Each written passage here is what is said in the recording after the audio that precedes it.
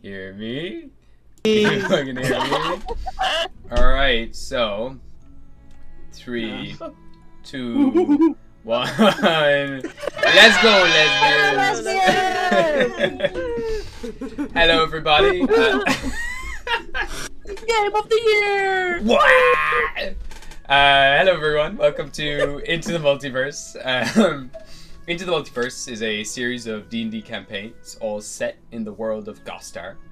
And this campaign follows the story of the PB Rebellium, who recently have just destroyed the king of a circus king known as Hekna, destroyed his entire kingdom, killed him in the process.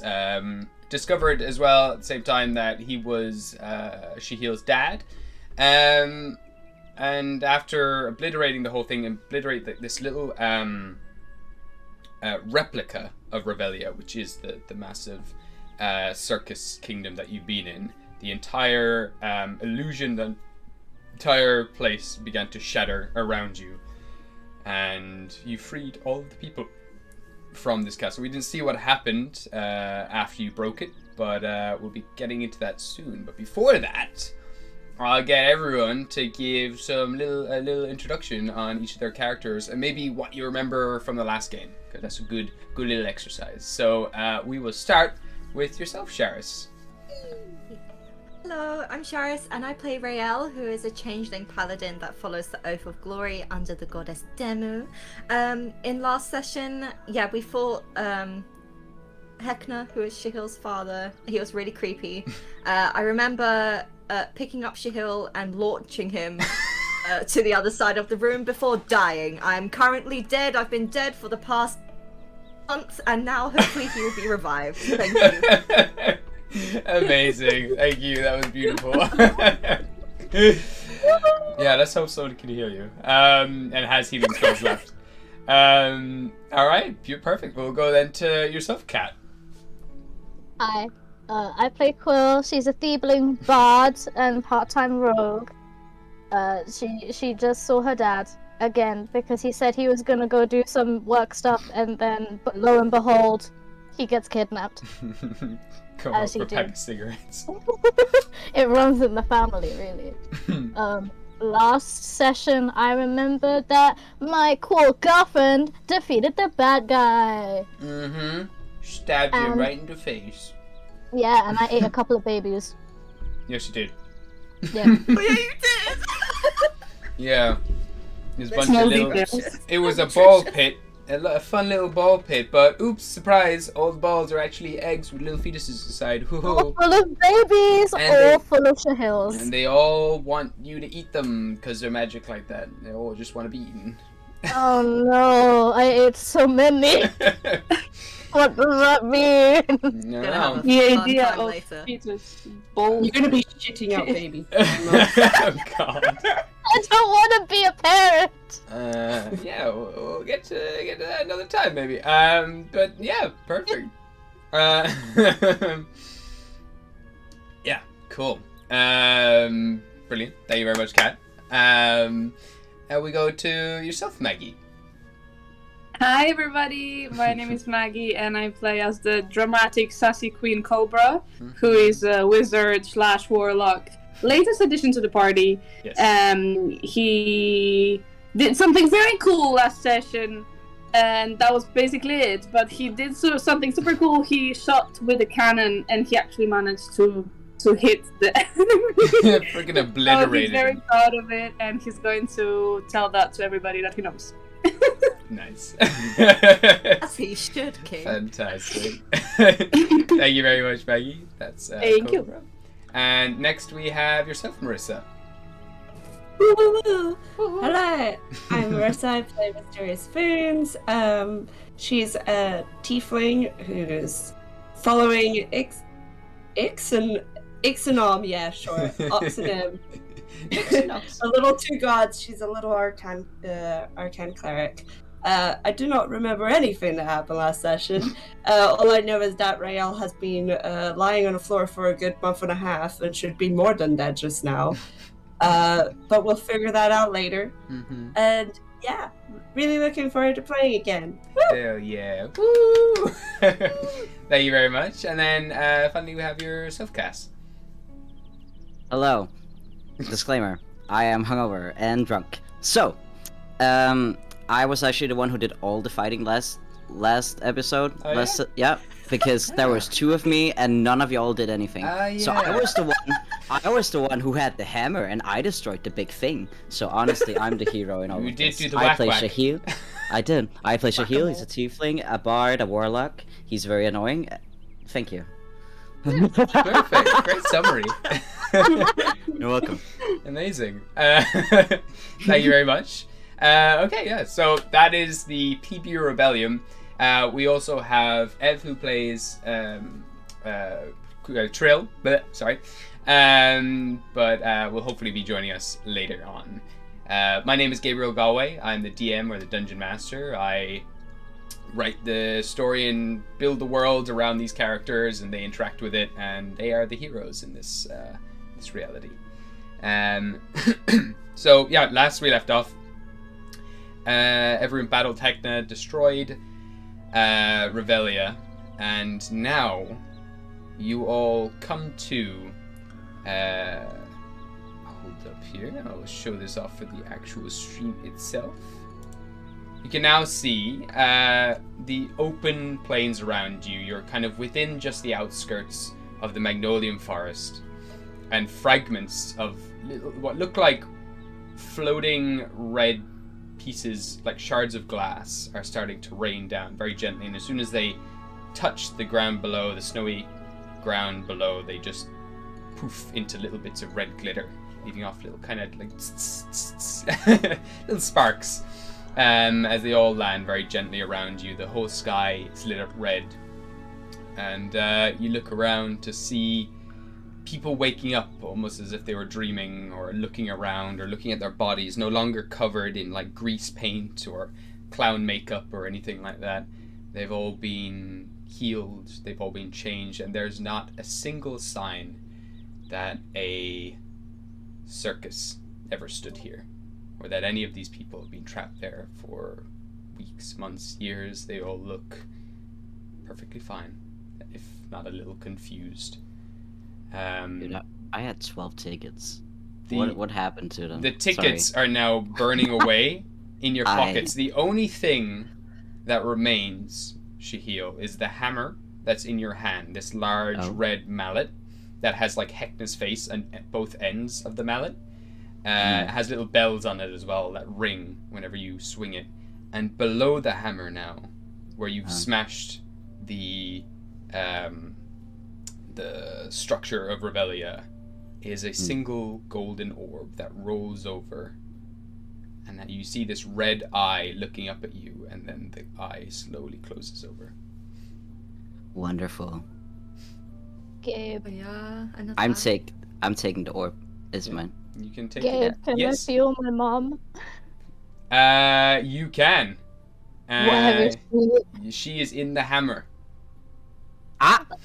Shahil! Nah, listen. I'm holding your mom, and I made her kill my dad. I killed my dad with your mom. Mom beats dads. We always know that in rock paper scissors.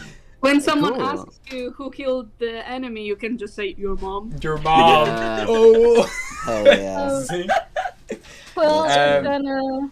There Quill's as gonna well go beside you up is the hammer. Levick. Yeah, you can walk up to him. Levick is just kind of looking around, looks at you, and kind of just lets you go. I'm gonna give him a pat on the arm because, like, I'm still upset with you, but I have other stuff to do right now, Dad. Totally fair. And she's gonna go up to Shahil. Can she see what's up with the hammer? Yeah, you Oh can. yeah. It's like. So you can feel Sorry. it really strong within the hammer. It's like you've been looking for it everywhere. You felt the presence, but now it's just so blatantly obvious that a fragment of your mom lies inside this hammer. Inside the hammer. Shahil, you're holding my mom. Oh, Shahil is. He's dropping everything. He's running to Rail. I need my Aw. homoerotic shit. Rails on the ground, like in a little pool of blood, just. I'm actually gonna. Sorry. I'm drunk. I was gonna ask you if I can do something, but let me just act it out, and you can tell me if I can do it or not. Thank you. So, yeah, he's running over and just seeing Rael being a little lifeless baby boy lying in some blood. He's gonna crouch down, and he's just gonna be like, "Oh no, Rael, hold on." And I am gonna, well, no, Shahil is gonna dig his hands into his own neck and put his hand on Rael, and I'm gonna, can I do vampiric touch, but take my own health and give it to Rael? Oh, that's really interesting. Yeah, give me give me a charisma check. You're so kind to me. It just is spelled a little bit, but yeah, you absolutely can try this. Okay. That's a, what is that? That's a 18. Oh my god. 18, yeah. Nice. All right. So yeah, no, you managed. It's a strange feeling. It's like you have to really focus on it and reverse cast this in a way so that it goes into Rael. It's a very strange feeling, but it does work. Especially in this moment of adrenaline and everything else. You pull this off, and you don't need to make a melee attack on him or anything. So you can just roll the 3d6. And subtract that from you, and Rael will get half of whatever you roll. Epic. I just rolled a 1, so... Nice. I just rolled another 1. Oh. Nice. Okay. And another 1. And another one! Amazing! So, Rael, you get 1 health. And Nice. you lose 3. I'm on 1 HP. So with that, there's a little bit of blood. There's this kind of pumping of blood. You feel the blood now rushing from your neck into your fingertips, down across your chest and into Rael's body, and you get this warm sensation fill your chest, Rael, for just a moment, and it's enough to bring you back to the living. Oh my god. Oh Jesus. I will get you to roll though on my lovely little table. D20. Damage! Oh no! Damage! Don't lose an arm or a leg, dude. No, I'm not going to. I don't think Can the you damage imagine? was that bad for me. Full to limbs lose just anything like that. walks No, up. Guys, no. who needs a cleric when you have your bard giving you 1 HP? Listen, I'm doing it for my own blood. I had my dice already prepared to roll for help. Okay, what am I rolling, Gabe? Roll me actually a D100 because I'm trying out this new Oh, table. yeah. Oh Jesus Christ! Can help. Nice. Okay, one sec. Let me just get these dice out. Yeah. I've been thinking about this, or the vampiric touch for so long. I'm so happy. Thank you, I Gabe. think that's a 60. Okay. Bear with me now. And You're losing to your head, dude. The thing is with the D100, it doesn't matter like how high or low you roll because it's like a random table, right? You're fucked other way. Sorry. I'm trying to find it. I had it before. Here we go. I got it. 2 seconds. I found the book. I just need to actually look it up. Injuries. Expanded injuries. This is from Xanathar's Lost Notes to everything else. Okay. So you got a 16. 60, 60. like 60. Oh, 60. Oh, that's much better. Okay. Yeah. Oh Jesus! You would have had a broken arm if you had gotten the 60. Oh. But, Oh, that's fine. Nothing. instead you have a festering wound. Just all the kind of the wound. It doesn't quite heal up properly, and it is gone a little icky in where you've just been bashed by Hekna. This big open thing kind of around your ribs. It's just really sore and kind of inflamed all around it. And yeah, it just doesn't look great. Okay. But yeah. May the cleric actually approach the wounded now? Yeah, sure. So Rael's he's just gonna open his eyes and he just sees. Sorry, I just need to be gay for like a second. Yeah, he'll see Shahil and he's just, though he's sort of holding his side because it fucking hurts. He's just gonna have a really soft smile. not say anything. He's just gonna smile a bit, like thank God. Kind of I am gonna kiss his forehead. Oh, his forehead! Oh shit! Yeah, You just lost your honestly. forehead virginity.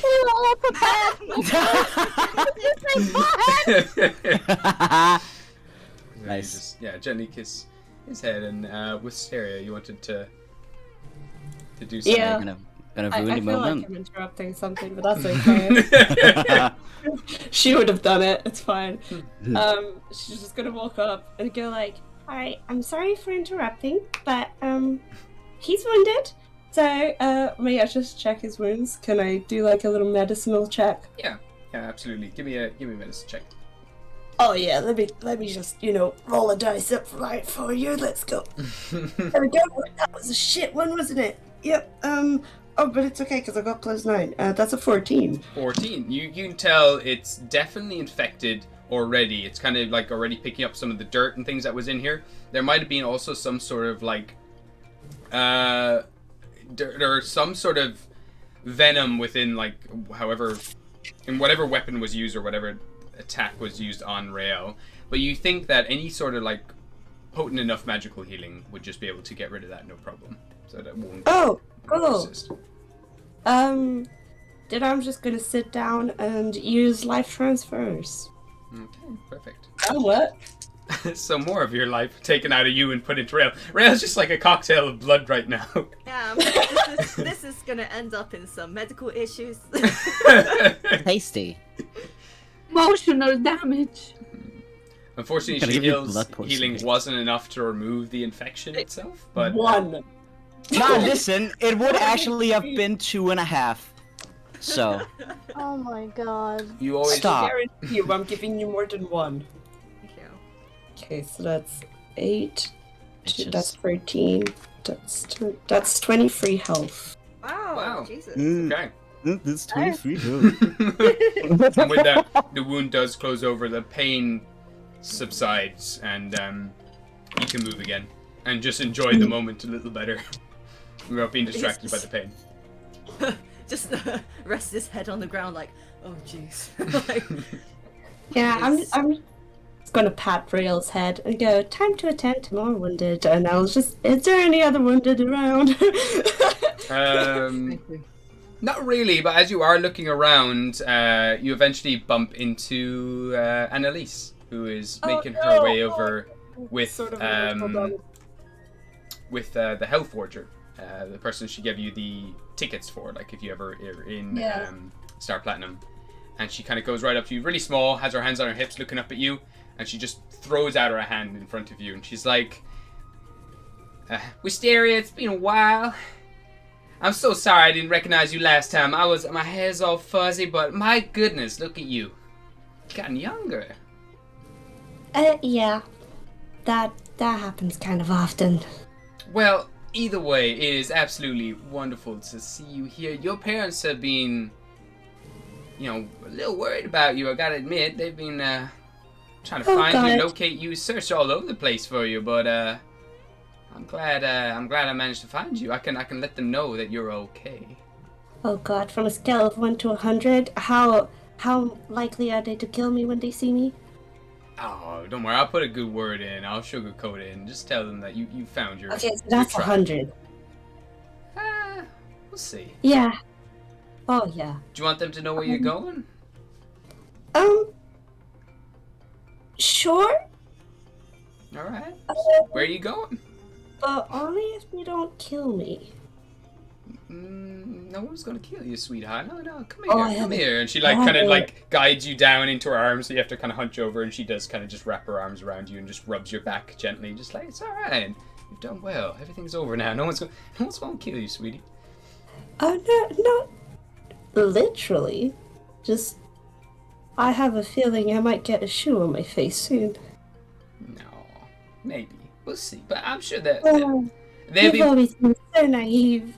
I think they've come to the point where they just want you back and they just want to know you well. But I'm sure you might get a shoe if you go back. But I'm sure the shoe won't kill you unless it's. It's Oh, not then been again. that long, surely. Surely it hasn't been that long, right? That's Right? been We've been going out for like 2 days, right? several months, honey. Oh no. Or possibly a year at this stage that you've been gone. Oh no. Have you hit your Uh, head? I'm not gonna lie, I don't carry a calendar with me. Okay, well, I'll let them know that you're doing well anyway, well I'm enough, okay. and I think we're going to Magnolium Forest now. okay. I think. That's a beautiful So, place. Never if you been get myself. back to Rumble Range before I do, just let them know I'm around that area. And if they want to come visit, then sure. But I'll try to visit them soon. Tell them not to worry too much. All right then. You take care now, and don't forget to spend those vouchers in the Hellforges if you're ever around. Oh yeah, of course. They get you a free pass into the city for the day too, so that's pretty nice. So if you're ever around Star Platinum, you can head on over. I shall. All right. Oh, you take care now.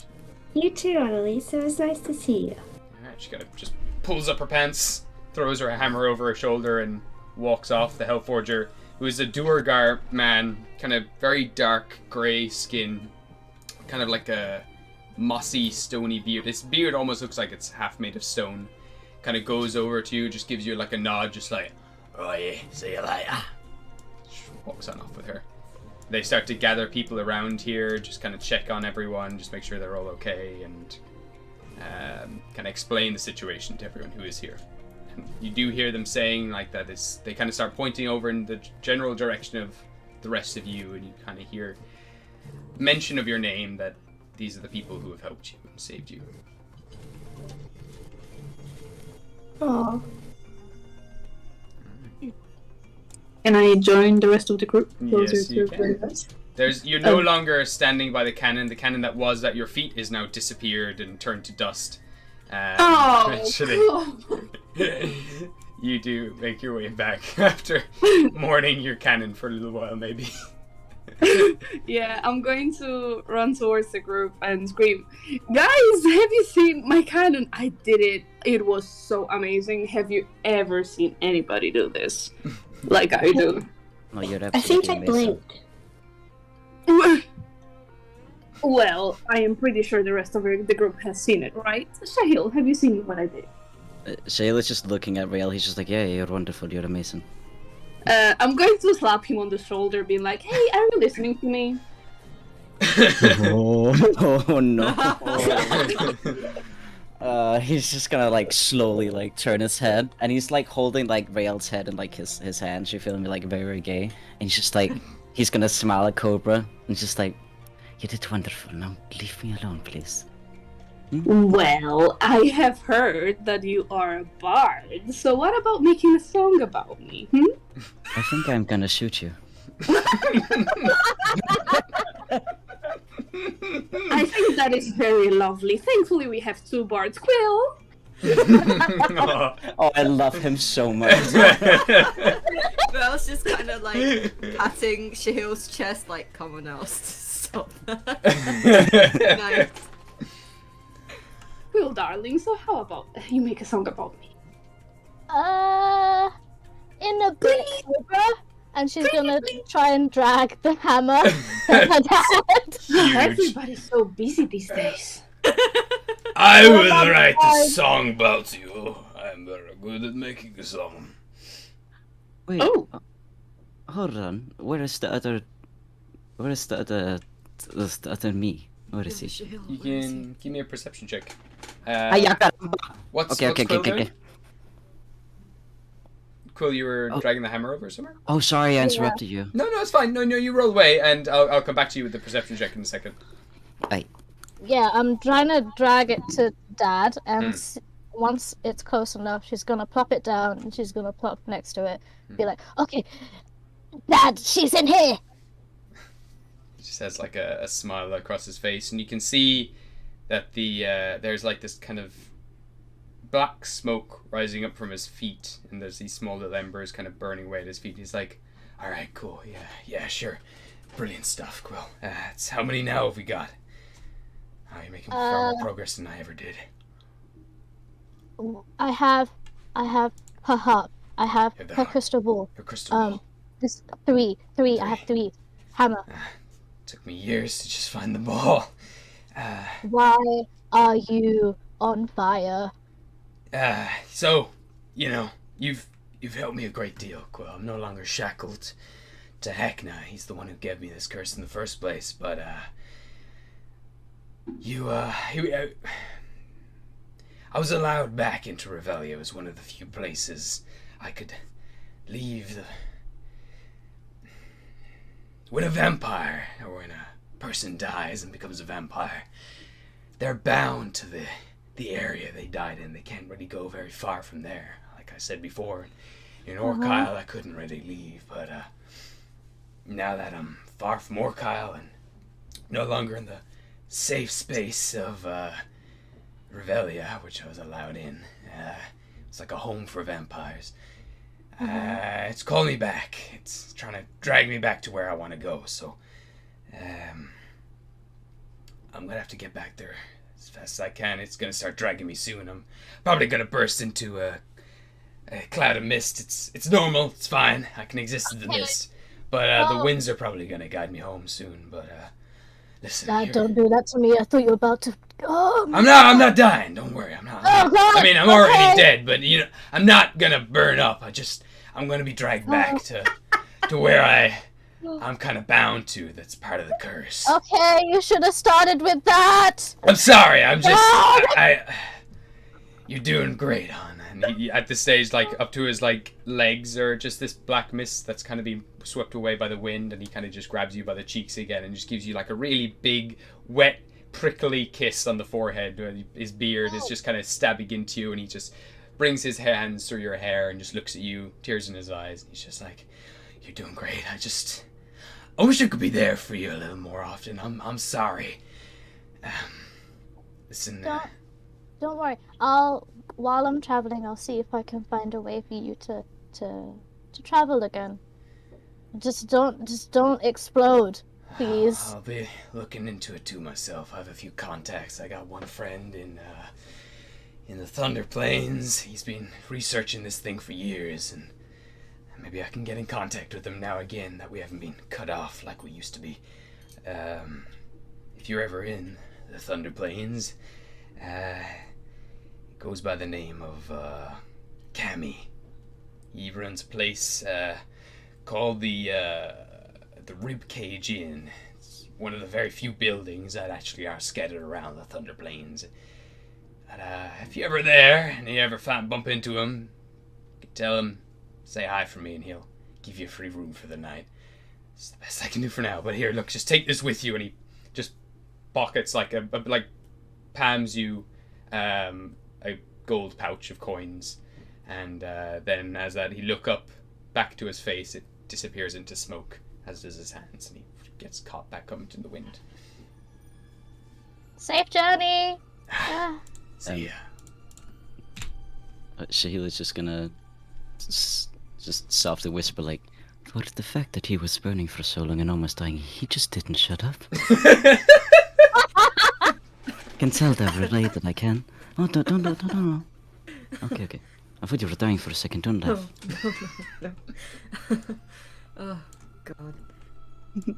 I rolled a 19, sire. 19. I rolled a 12. Aye! Shahil, you would have seen Shahil. Slowly just walking off over here. Okay, well, Shahil is gonna stand up and just be like, "Hey! Edo, you don't- Hello, no, you don't just get to walk away with all of that! We haven't even talked!" He's still Now like come over. walking off in the distance. He's got his middle finger like up to you as he's walking away with his back turned. Ah, this fucking bitch. I'm gonna take my crossbow. Okay. And I'm... Shahil! No, hold on, I will not kill him. I And, will crouch down as soon as he takes out the No. And I'm gonna try to, is he wearing like a coat or something? What is he wearing? He is wearing like a trench coat over his like really gross worn school jumper. He's got his crossbow just kind of dragging along behind him, and he's just dropped it, and he's got crossbow bolts on his hip. But yeah, he has got a coat. Yeah. Okay. I'm gonna shoot the coat. All right, give me an attack roll. Let's hope I don't hit his ass, dude. What is an attack roll again? Hold on. No, I have it here. Stop. Yeah. Stop. Look at you learning. So proud. So violent. What's 7 plus 7? 14. 14. 14. I'd say it's enough to just hit the coat and just pin it for a second. He does kind of give it a little tug and rip it, and he turns around. Oh, and he just brings his like fingers up to his eyes, just kind of giving him a rub. Like, at least just talk with me for a bit. Slowly walks back in your direction and then stops. And has his arms folded. Gives you like a head nod, gesturing you over. Okay, I'm gonna walk over. Alright. I'll leave my crossbow. Alright. I'll hold it. Sure. You're on the ground dying. Stop. I'm not dying. It's fine. I'm just sitting. I'm chilling. Okay. Waits for you to come over. I need to go. I'm not meant to be here. Where are you gonna go?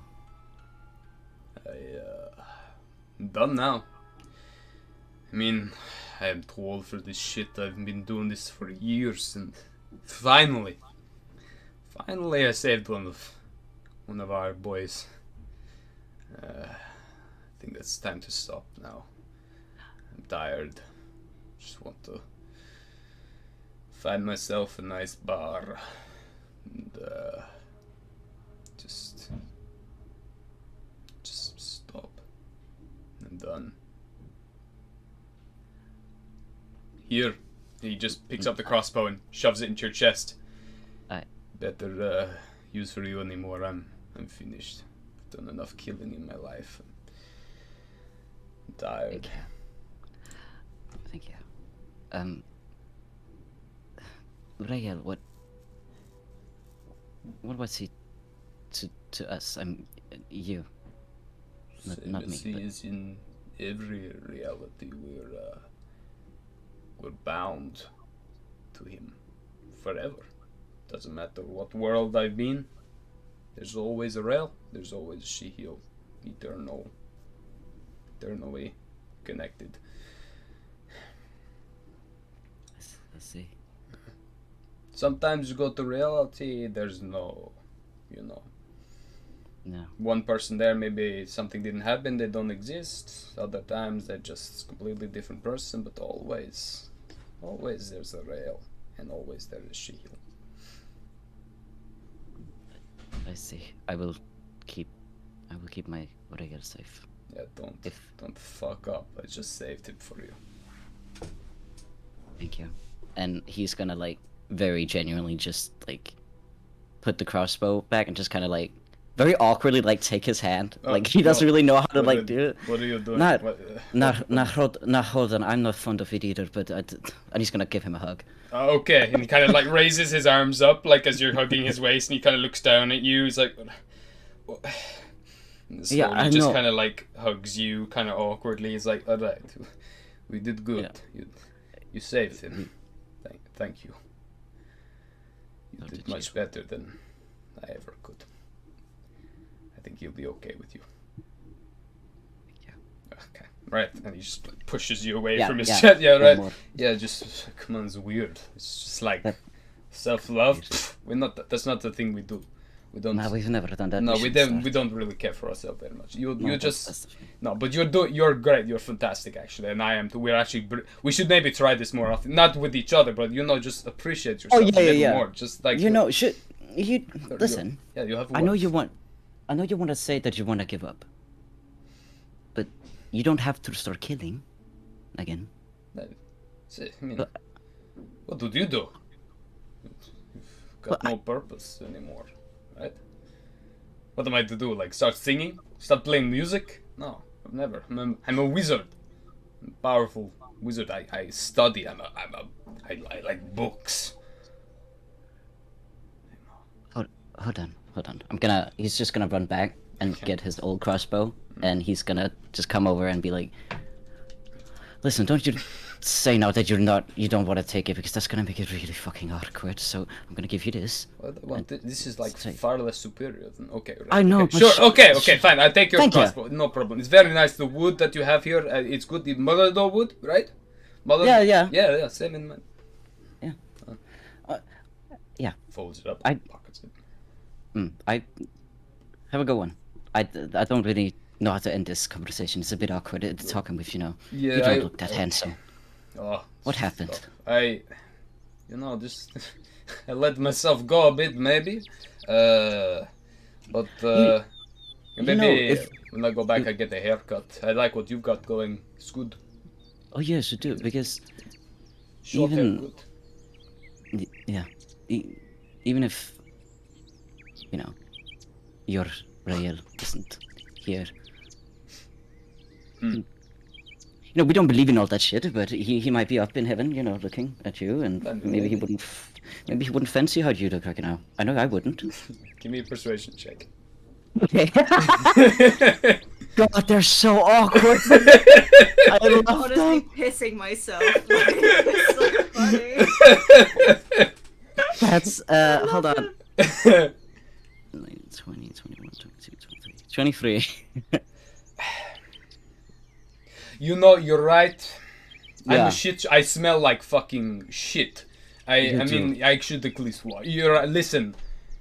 Ah. I don't know why I'm listening to younger me, but usually it's the other way around, right? Wisdom should be. All right. Yes. Yeah, I yeah. think I'll go back. I might try to get some sort of work in the college or something. I don't know. What you want me to be a teacher? You think I'll be a good teacher? Oh yeah, you like the books, right? You can you I can like teach books. that. I hate children though. Fucking. Well, murder. But just, I know, but there are some children that Oh. are really, really funny. I'll clean myself up. You have a good way with words. You're much more charismatic than I am. Not as intelligent or as handsome, but Oh no, I still can't read, but you got that going. you Maybe can't I might fucking do read. it. I can't. Oh my Hold god! on. Oh, you should. You know what? maybe- Books will Nah. change your life. That's a shoe. Here, take this one. Kind of Okay. pockets you like.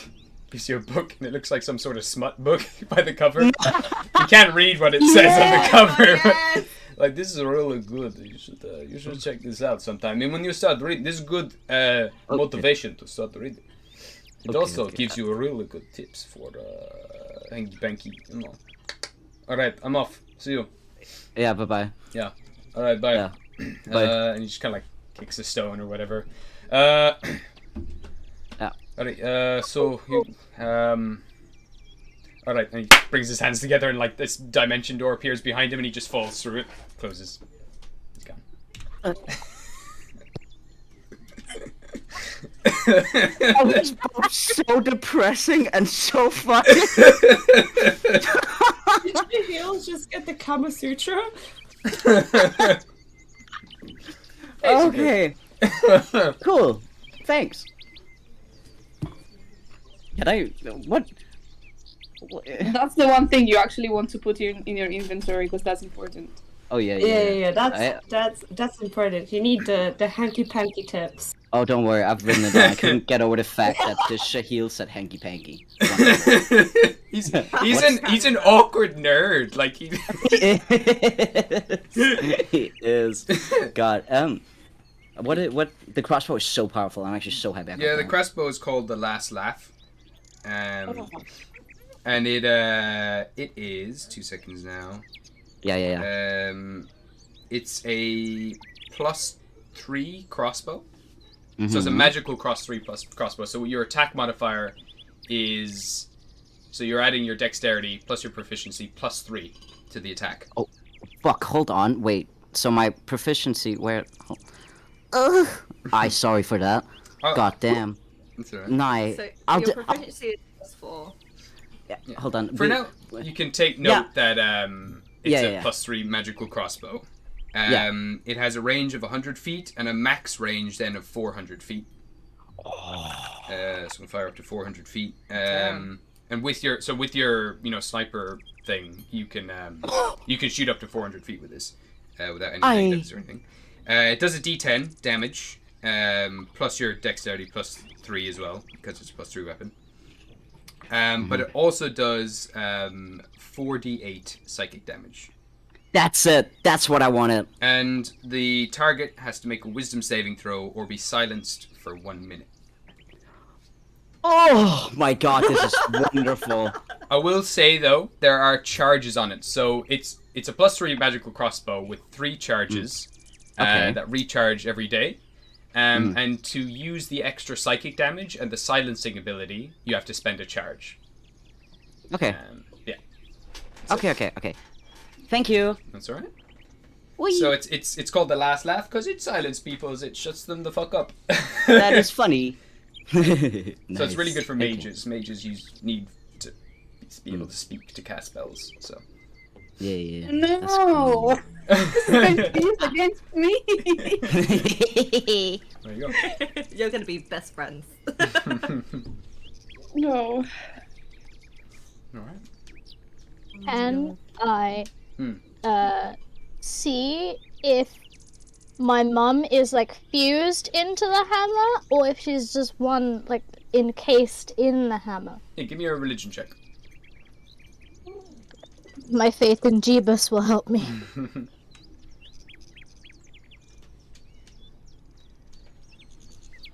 Hello. 19. 19. You can tell this is another Horcrux.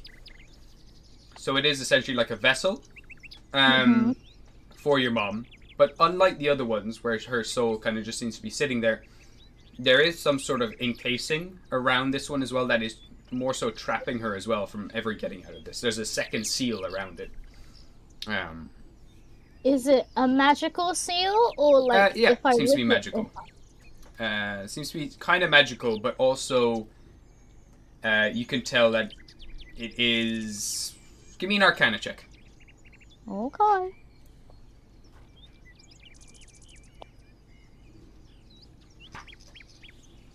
Uh, 18. Okay. You can tell that there is kind of plating all around this mallet, which is like the Hekla's face and all this kind of red metal all bandaged around it, as well as this kind of like red ribbon all around the hilt, and the entirety of all of that seems to be some sort of caging magic. Yeah, it's kind of welded onto it, but if you were able to remove it or dispel the magic around this hammer, you might be able to release that kind of cage. She's just gonna call out, Wisteria, Grog, would you come here? Oh, good help. Yeah? You both okay, by the way? I'm fine. Very I well. am also Gonna fine. double check that. Not scratch. Is he okay? Who? Okay. Is Grog okay? Hey, he's pretty beat up, but he's alright. He's not too bad. He's covered in blood, and you see like part of his like ribs seem to be caved in slightly, but he's fine. What about Wisteria? She seem okay? I've just gave half of my life away to Riel. Doing fine. Paler than usual, even though she is completely white. She's going to... Okay, she's gonna turn to Wisteria. Okay. Wisteria, there's this weird spell on this hammer. Do you think you can figure it out? Yeah? And she's gonna, like, kick the hammer, like, gently, like a bit like a scoot over to Wisteria, because she can't pick it up. Oh, did you just assume that I can't pick up a hammer? No, I can't pick it up. Oh, I was gonna say, because I have two I'm swords right now. awful. Ooh, what can I do to find out? Gabe, what can I do? Give me an Arcana check. Thank you. Mm-hmm. What is my...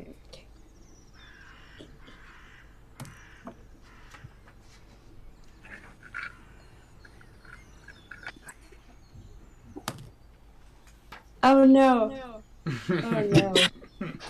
Nice. What did you get?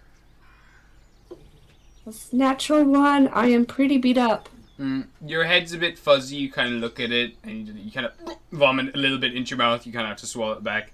If you had maybe if you had some rest and a clearer head, you might be able to take a look at this and sort it out at another time, possibly. Oh yeah, that's definitely words. I think I need to go see if that tree's okay. I think you should lie down, really. Yeah, that tree just looks really suspiciously ill. I think I can see it bleeding. He's fine. you not so much. Sit down, Wisteria. I'm gonna walk over to that tree and just Just throw gonna up. try and grab her. Oh god. Throw her down. I'm just gonna walk up to the tree and just. Ah! Oh god. The Thank you creature for the just like role-playing. scuttles away from the tree. All about the role playing. And I'm just gonna pet the tree and just go, "It's okay, tree. I'll stop bleeding." The tree is definitely dead. Oh yeah, I know. Little branch falls off it. 100% is no. She's going to, Claw's going to turn to Grug and say, once Wisteria's had some rest, and you as well, would you mind helping me out with this? Sure, I'll always help you, Quill. No problem at all. Well, he is currently helping me because he is making a Oh, song. there is. can I am multitask. also writing song. Yes. Yeah, Grug, you can multitask. I know you're really smart like that. Well, I am pretty smart. Mm-hmm, I have a lot of muscle.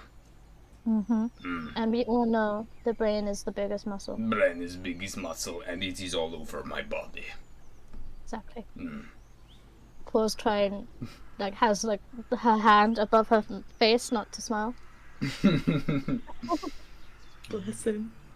And see a bunch of people now who are kind of like starting to head away. Do start coming in your way briefly and just giving their thanks. And for about 10 to 20 minutes, you just spend the rest of that time with just these people coming up to you and just wanting to shake your hand and thank you, as they all start to make their way now in one big party, led by names, Annalise and the Hellforger. They start to gather everyone up, give their farewells, and eventually just head off to wherever they originally came from, leaving the rest of you with your wagon, your horses, and everything else. And Do we know what time of the day is it? Is it late? Is it early? give me a survival check. Me? A wizard? Survival? Oh, okay, that's not too bad. Let's see. Ooh, that's a 12. Oh, judging where the moon is roughly, you can tell it's probably about 2 a.m., maybe midnight, kind of around that time. It's gone midnight anyway, for sure. Not like early hours in the morning, but like pretty late. Well, I think we should definitely take a nap, and I do a small illusion on myself to put the hair rolls in my sleeves, in a pink robe with fluffy feathers, be like, well, it's nap time! I'm gonna just get the go to the wagon and just get out any tents and supplies, and if people want to sleep in the wagon, that's fine. Shahil is gonna come. I already had the accent going. He's gonna come running back, and he's like holding up the crossbow. And he's like, "Cobra, look at what I got! I got a new one." Cobra starts running away from him. Running around the camp as Rail is trying to set things up, just like chasing him with the crossbow. They're having fun. Yeah, fun. I'm going to also do some tiny illusions of tiny cannonballs shooting at him. It's like the equivalent of Nerf guns. Yeah. Yeah. Just slowly put a hand up and just go like, "Yeah, I think this tree is very unwell and might need some help." Oh yeah, it's It's fucking dead. I'm gonna go over to Wisteria once the tents are all set and just rub her back. Be like, "Hey, you okay?" "Oh, I think you died. I might go again." Oh, okay. And I'm gonna do lay on hands just to try and help. Nice. Oh, ease the that feels queasiness. And 1 sec, let me just check my notes from last sec. Okay, I'm gonna give you 10 HP. Nice. Oh my goodness. Thank you for healing me earlier. I appreciate it. Yeah, thank you for stopping whatever's coming out of my body. You're very welcome. I think it's time to get some rest, okay? Oh lord, she's giving birth. Oh my god. That's the only thing Shahil knows that comes out of women. Oh my god. Oh wow. He's the equivalent of like the guy who doesn't think that ghosts poop. Sorry. Actually speechless. Apologies. Oh my god. Would Wisteria hear that? I whispered. Well, I don't know. I got a pretty good perception, bitch. Ah, shit. My You can hear it. I have a question. Can I want to know if Cobra would have noticed that Shahil has a book on him. I don't know if she Oh, feels no. like pocketed it or anything. I mean, you can give me a perception check. Can I do that? That's Okay. bitch. Oh well, that was low. I think. Well, that's a 4. Nah. I probably Wait, already shit. put it in his bag or whatever at this stage. Okay. You're more focused on the crossbow that he's been chasing you with for the time being. Yeah, my snakes are hissing at that. Yeah. But eventually, I say, you'll kind of settle down. And you'll eventually feel a little better, a little more rested, but yeah, enough to not be throwing up anymore. And start to warm yourselves at the campfire as you see fireflies come out from the trees, and yeah, for a moment in a long time you can actually just relax and enjoy the silence of the woods with no immediate threats or anything like that. It's just a moment of peace and tranquility. Can I do a perception check? Yeah, that sounded so suspicious. Just don't trust you. Yeah, go Everything for is it. so calm and quiet. I want to check that. Okay. Thank you, Gabe. It's out of love, you know. Where's my perception? Ah, there. That's a 17. 17. You would notice one figure down to like the southwest of the map there, just sitting behind a tree. They've kind of been sitting there for a while, not really moving. What? Like, it's just a person sitting? Yep. Oh, it's that bitch, isn't it? Obvious. Shayla's just gonna stand out and be like, "Hello. Would you care to join us now that you're peeking?"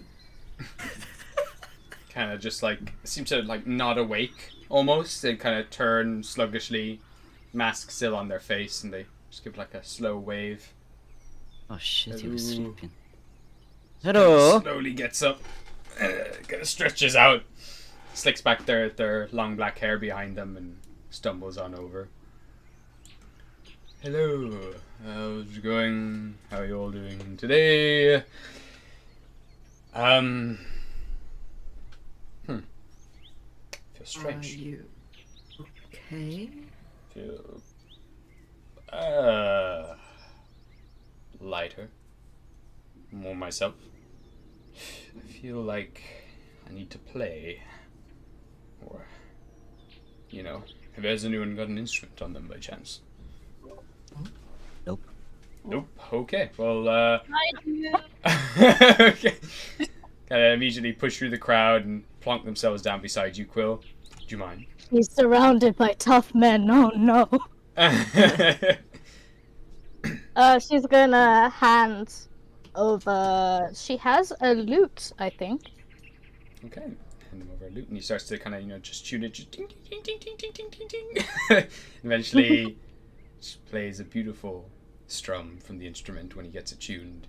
Tunes it in a very strange way as well. Kind of a little unconventional. Does some small adjustments with it to give a very different sound to the instrument. And then as he begins playing, little wisps of dark smoke rise from his fingertips.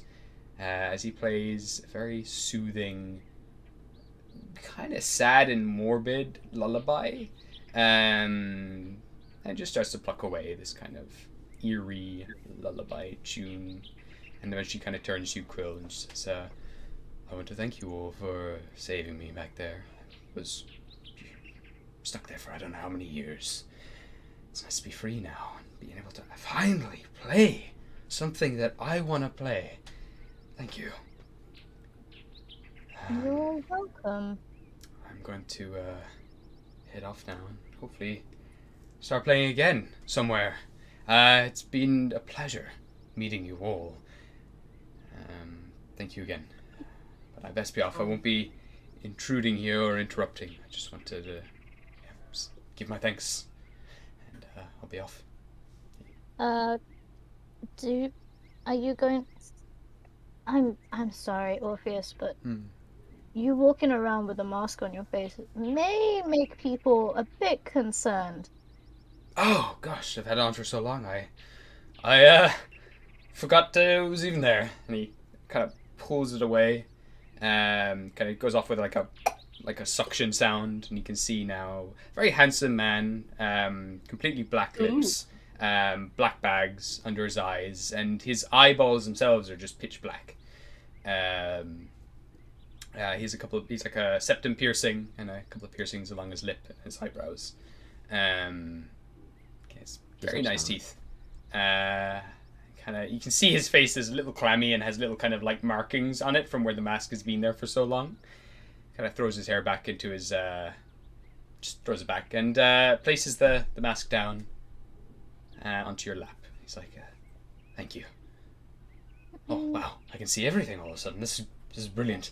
Well, plenty of things to do, plenty of things to see. You stay safe. It's not safe, even if there is no magic circus anymore. Maybe we'll bump Sure into thing. you at some point. I hope so. But for now, farewell.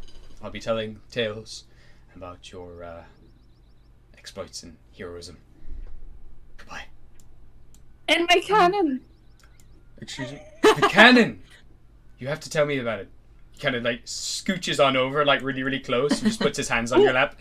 It's like, well, tell me the tale before I go, and I'll have to write you up something. He's just staring at me. Well. And he's just going to tell about like how he did on the fight and how the cannon worked, how really epic that was, and he's going to make little illusions of the scene. As he's just like looking, just completely marveling over every single detail, and as you're talking as well, just is writing notes while still keeping eye contact on you the whole time. And eventually just slaps the book closed and just looks at it like, brilliant, absolutely brilliant. Right, and he bonks you on the head with the book. I'm off. And, just kind of gives you a little pinch on the cheek and starts to skip off into the woods. Oh, I love him. Sweet. Oh, so sweet. We instantly saw a masked man and went, we can fix him. We can break down that mask. You now have the mask of Orpheus. Does it do anything? Mm-hmm. Oh no. Oh my god. Wait, we don't know what the. No. She's going to hold out the mask in front of her. I think the brave Cobra should try it first. Can I give it a sniff? That's really kind of you. No, with how brave you were with the cannon, I think it'd only be best that, you try first. Does it Now does that it you're have so like, epic. does it have a smell or a taste beforehand? Smells a little bit like kind of an aftershave and little kind of sweaty from being on his face for so long. But it has a little shimmer inside as well as you kind of look at it. It could taste worse, guys. This isn't the worst thing I've ever tasted. He actually Can I tastes do nice. a Ow. check? Can you what?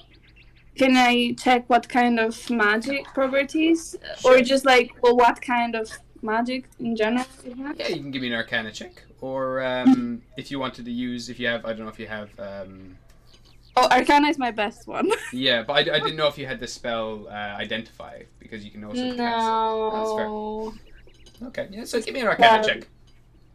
Okay. Come on. Well, that's a 12. 12. You get the sense it has some sort of visual magic to it.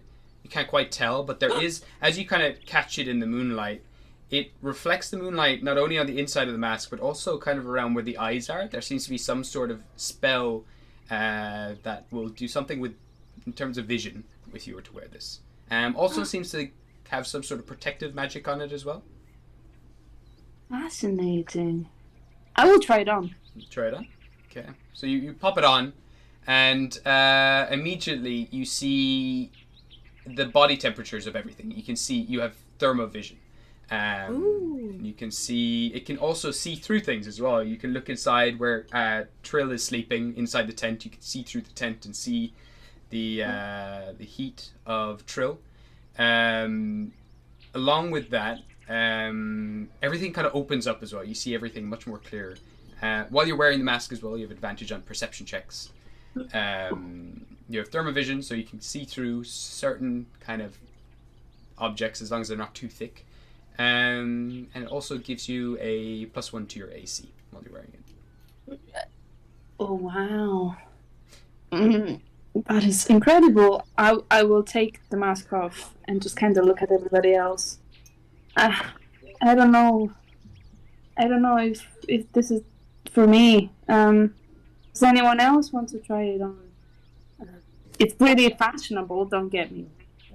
And Wisteria just stand up really like abruptly, and just like a cat, she's going to like just walk around in circles for a little while. She does not want to go up to Cobra. It's just like in a little circle in that area. She's gonna walk around, sit down, and just pass out. Okay, like a very cute, like a dog. In silence. She's just gonna spin a couple times and go, "Yep, right here." Nice. And going to fall asleep. That's it. That's all I want to do now. Amazing. No, that's brilliant. All right. So, is there anything anyone else wants to do during this time? May I see something real quick? Yeah. She's just gonna hand the mask to Cobra and be like, "You can have it. I don't think it matches what I wear."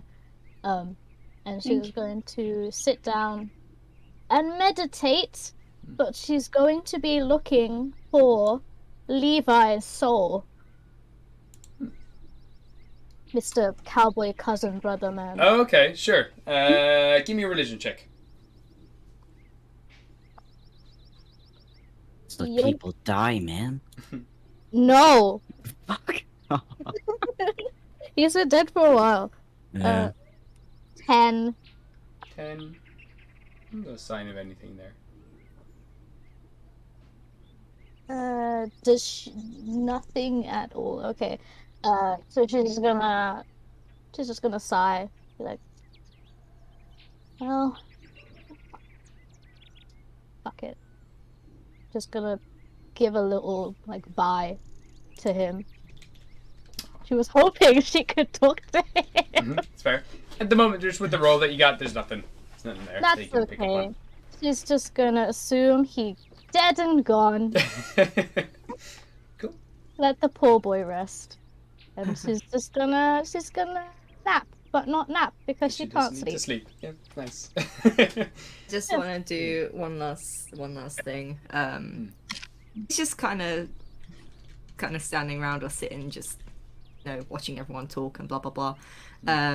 Obviously, Wisteria's fallen asleep. He's just gonna go over and kind of shake her gently, like, "Hey, come on, you can't sleep here. You're gonna get cold." But of course, she's probably not gonna wake up because she's like sleeps like the dead. He'll just kind of look around like, what do I do? And he'll very gently, very carefully, just pick her up and put her in the tent with Quill. Not Quill, Trill. Make sure she's cozy inside. Nice. I think it's time we all get some shut-eye. If we can. Okay, just to make sure, can you not put Quill so close to the fire?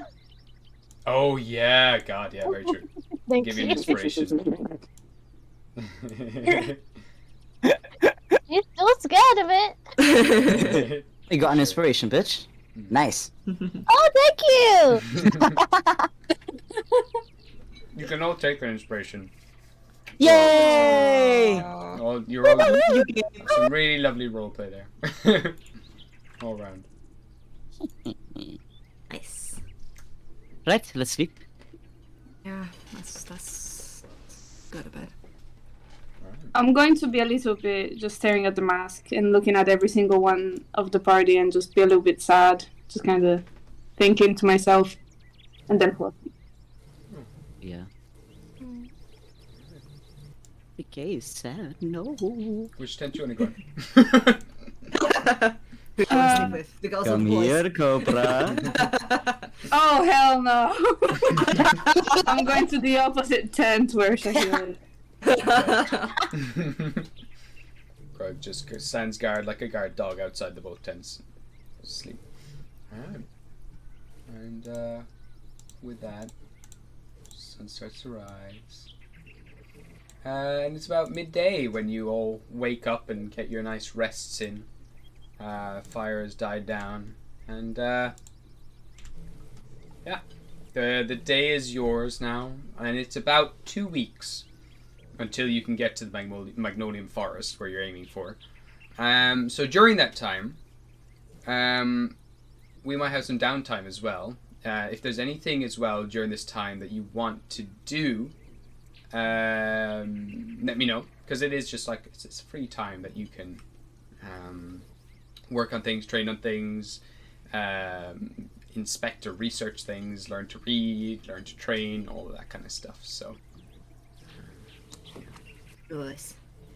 Nice. you can pack up your tents for the morning.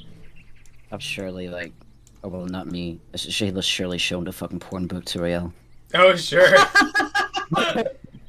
Oh And just- god.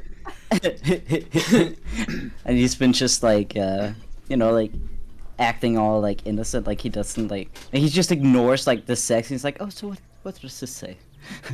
So Oh god. Oh, that's called a ducky style.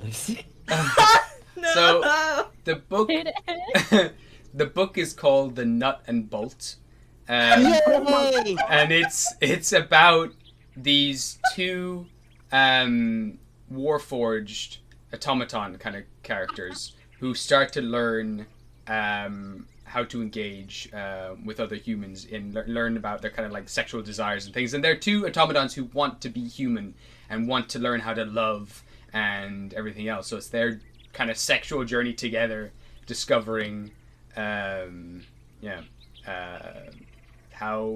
humans and other creatures have sex, and it's their kind of study, but also it's very, very immersive. It's very It's actually story. super cute.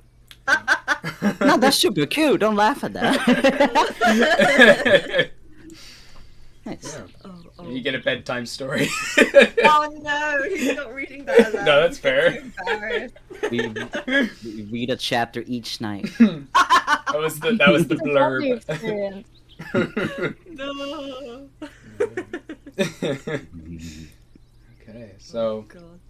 backing up, Grug throws back the log that he found over into a cliff.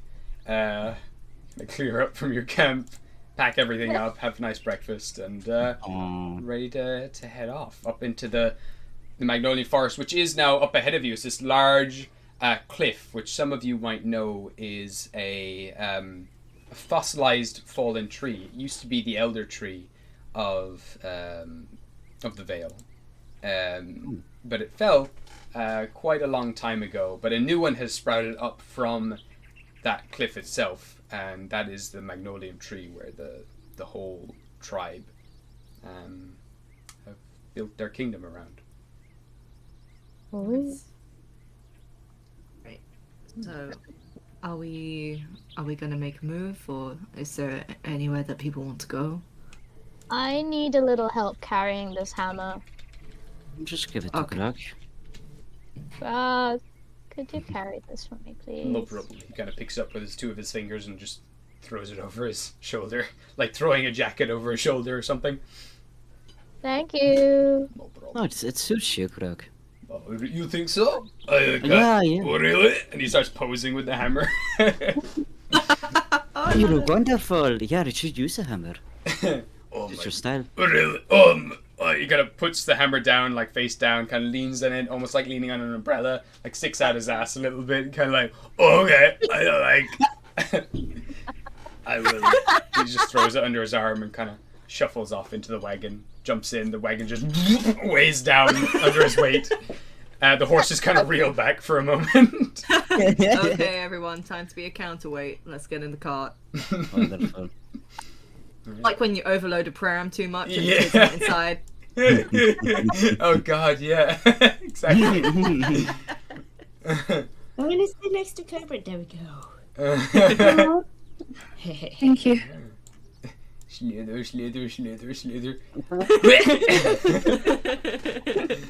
Alright, you start the horses and you'll start making your way to the forest. Grug. No drug.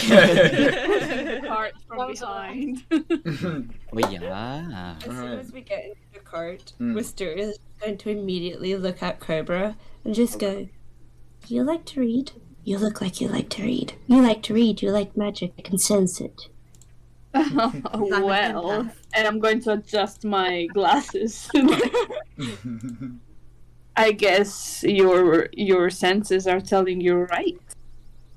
Oh, what can I say? I've got quite the magic in me too. Well, I've got this great book, right? Oh my god, show me. So she's gonna just like dig into a bag and just like start flip through everything from a bag. We're like, okay, so that's not it. Well, that's the whole thing. I don't need that. That's no start and tablet and this. Okay, she's gonna like dig out the exhaled book of deeds. And just look at this glory.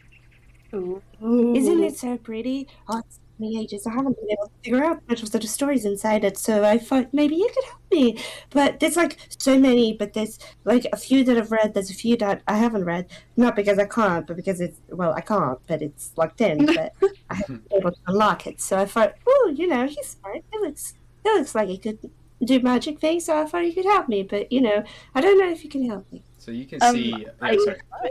No, that's fine. I will say that I can try and then be like, is this the first edition? Oh my god.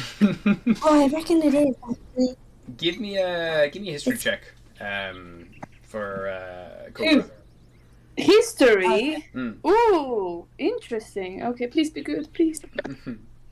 Ooh, that's 17.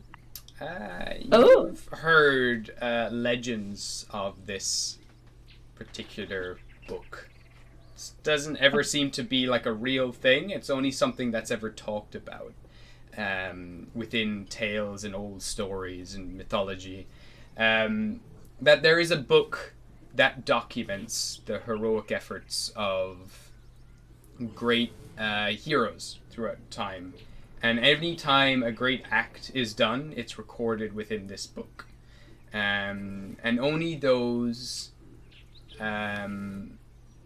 who are of like a heroic nature and of pure of heart will ever be able to understand the potential of these tales in this book. Oh, I will relate that to Wisteria. And as I say, the pure of heart, I said, well, definitely not Shahil. And then,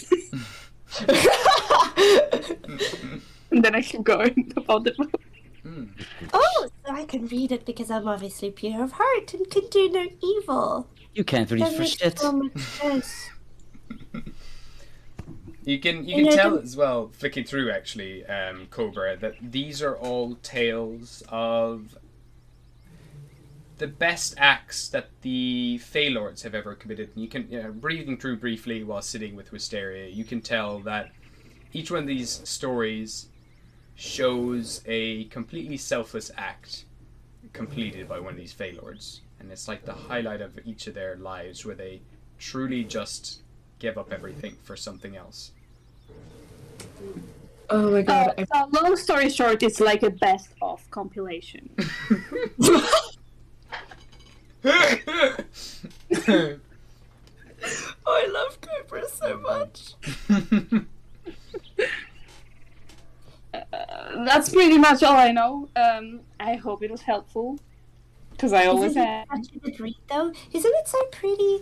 Look, there's so many colors, and there's like, oh, I'm pretty sure that's a lock there. I don't know if I've opened up all the pages. I know there's a couple of empty pages. I just thought I could write my own stories in there. Oh my god, girl, have you seen my book? Hold on, I'm Please show me a book. I'm just going to show her the one book that I have that is tied to my belt, which is my spell book. And it has really nice, a snake-like skin cover. Nice. Just kind of showing off a little bit. And the handwritten very spells. clever, And I show like the quill that I used to write my spells with. Just a big nerdy moment. When Curtis shows the book, can I just cover Fish's eyes? Sure. Honey, I'm not sure if you noticed, and I point at my hair. You killed your snakes to make a book. I didn't kill my snakes. They shed every season. Oh, I see. Fish is magic. He doesn't shed. Just coughs. Yeah. Licks He its just own eyeball. coughs right in the mouth. Well, good Yeah. for him. Yeah, in terms of the Book of Exalted Deeds as well, you can see there are clear sections of this book that are locked with magical bindings. Like the pages themselves have been, like, it looks like pages, but there's kind of locks on it, but the pages themselves look like they're made of solid gold and they're welded together, but they give the illusion that there are pages there. I don't know what to do about it. That's fair. Tell me about it. I've been trying to solve it for months. Or years. It's been far too long. I've just given up. The stories are good enough. I'm sure you'll get there. You're a smart one. Ah, please, stop it. So you continue traveling up through the forest, and unless there's anything else you do, a couple of days pass, and eventually you're now in the thick of this forest itself, going constantly on this slight incline all the way up. And I will get there we go. You get kind of deeper into the forest. The snow doesn't seem to reach here with the large canopy of trees overhead. And as you get deeper and deeper, the ground turns from like grass to just a bed of moss all around. These huge trees grow up all around you, all the bark completely green and covered with a thick layer of moss all through the branches up into the leaves.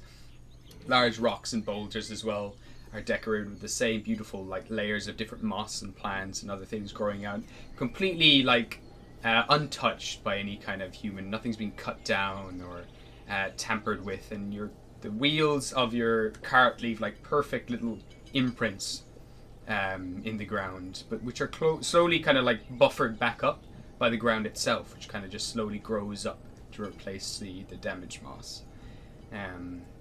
As you do. Oh, sorry. Keep going.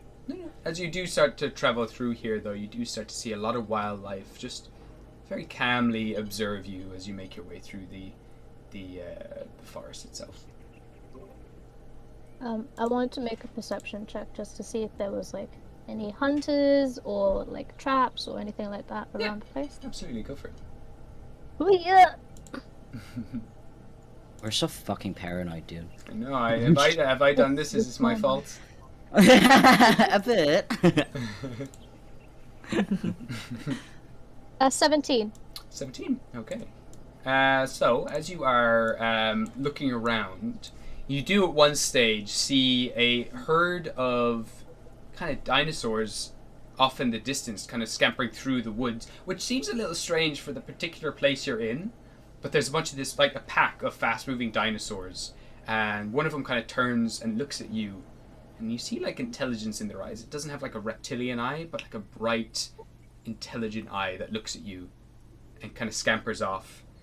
And you slowly kind of just make your way through this woods. You kind of see similar things as well. Now like a flock of monkeys swinging through the trees that land down and kind of start to... They look like they're conversing of sorts. They kind of huddled around, kind of pointing to you, and it seems like they're having some sort of conversation about you and then kind of take off again. And you're pretty sure you see one of the monkeys get slightly larger and turn into a gorilla and start to like clamber up one of the trees and starts like leaping from branch to branch. Yeah, we're in the land of the druids. You see other tiny little woodland creatures up in the trees kind of have their heads like bobbing and shaking, kind of like start pointing to you and like throwing little bits of fruit down towards your carriage. Not in a harmful way, more like they want to give you little gifts to like help you as much as they can just by giving little bits of food. We are the pets. There we go. I gotta separate this. There we go. So yeah, they just start to throw little seeds and bits of fruit down towards you. Other little balls of moss kind of roll up beside the carriage and just happily walk along beside you. Little kind of the moss opens up to reveal little eyes peering up at you. They kind of just waddle alongside the wagon, playing with the wheels, sometimes hopping into the wheel and kind of rolling around inside it before like walking off a little dizzy. That's so cute. That's so I want one. Rael, he'll kind of just slow down the cart just to make sure that none of the animals actually get squashed. Just kind of just taking it at a nice, slow, plodding pace. Okay. Can Mysteria just go like peer up through the curtain, look at Rael and go, Rael, can I fly now? Oh, yeah, sure. I mean, if people want to take a break, then I can stop the cart for now. I don't mind flying next to the carriage. I need to stretch my wings. There's no cramped up now. Give me a perception check as you're flying around and take you. Oh, just having a nice stretch after a few days of just being cramped into a cart. And... Well, except I don't get a fucking night one. Not 20. Not 20. Oh shit. Okay. Oh yeah. You kind of get up to a nice height, and one thing in particular catches your eye. You see this enormous creature moving incredibly slowly through the forest. At first you just see the movement below the trees of it moving through the trees, breaking through them. But it doesn't look like it's breaking the branches. It's almost like the trees are kind of separating and moving away from this very large creature. And you look down now to see this skeletal deer with these incredibly large antlers that branch out in all different directions, like a tree itself growing from its head. The entire skeleton as well is covered in layers of moss and vines and other plants. And it just moves very gracefully and very slowly through the entire forest. It's huge, at least like 20 foot tall. It's off to the side and you kind of get better glimpses of it. Birds kind of start to nest in its antlers, and other kind of creatures climb onto its back or walk beside it. There's a herd of deer that walk behind it, and it turns to you, looking up at you, and just gives like a bow. I am 100% bowing too. Like I did not want to fight whatever that is. Mm-hmm. I'll just go, yeah, I'm bowing, and give a little wave and go, you're pretty. Continue on. Other things you see then as well as you're all traveling is this large log starts to slither onto the pathway in front of you very slowly. You have to kind of halt the cart as this log slithers kind of like a slug very slowly along your path. You see these little kind of like wooden eye stalks come out through it and look at you, and it very much just looks like a giant slug log. It just continues just very slowly making its way through the woods and into the water, where it just these roots start to extend into the water and it just starts to lap up the river next to it. This is extremely peculiar. Extremely so. I've never seen anything like this. Yeah. No, never. Not at all. Can I like fly down and like just make really strong eye contact with Cobra and go, do you want to fly? Oh well, if you insist. And I knock my boots and I fly. Nice. You start floating alongside Wisteria. And luckily Wisteria can like help you as well. If you ever start floating up into like the sky, she can bring you back down. Yeah, my boots fly only in one direction. Oh my god! So with like if you get a hold of Wisteria's hand as well, she can guide you now and again and help you go in directions that you want to go into.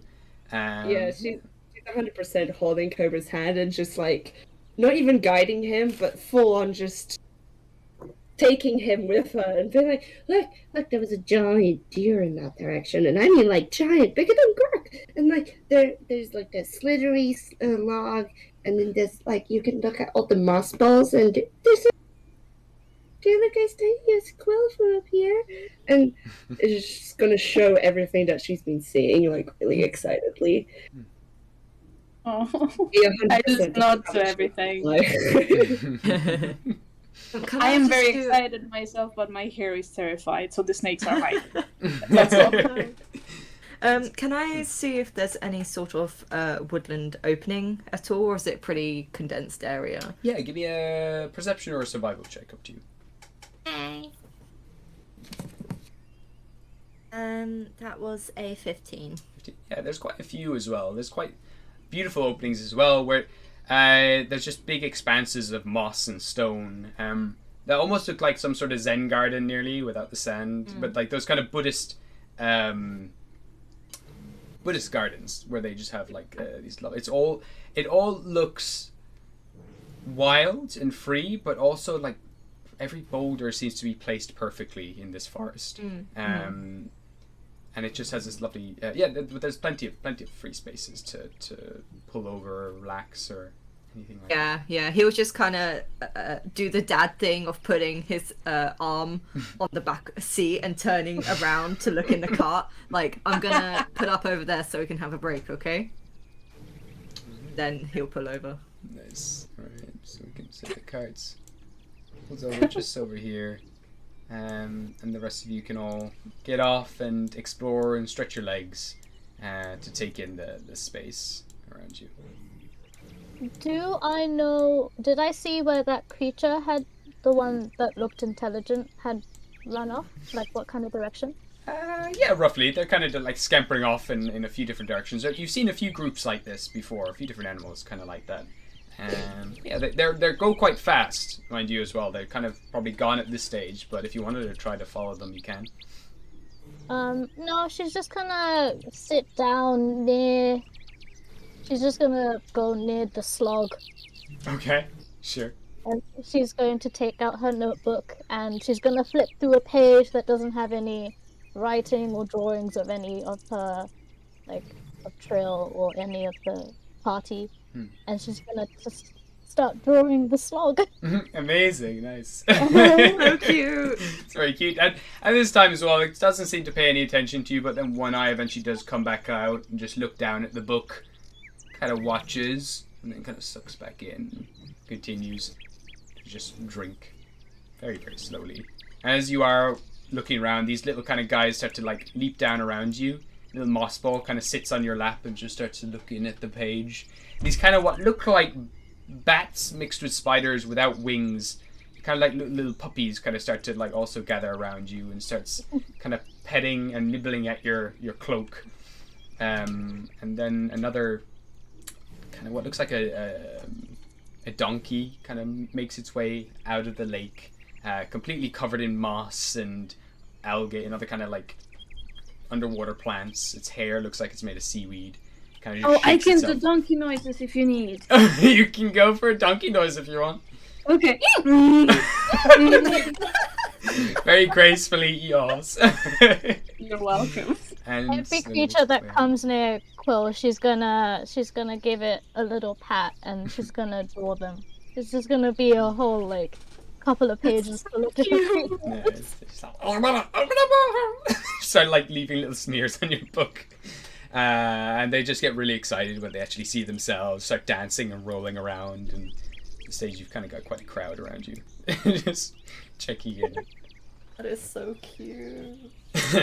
I imagine the moss just walking one on top of the other. Just like a mountain.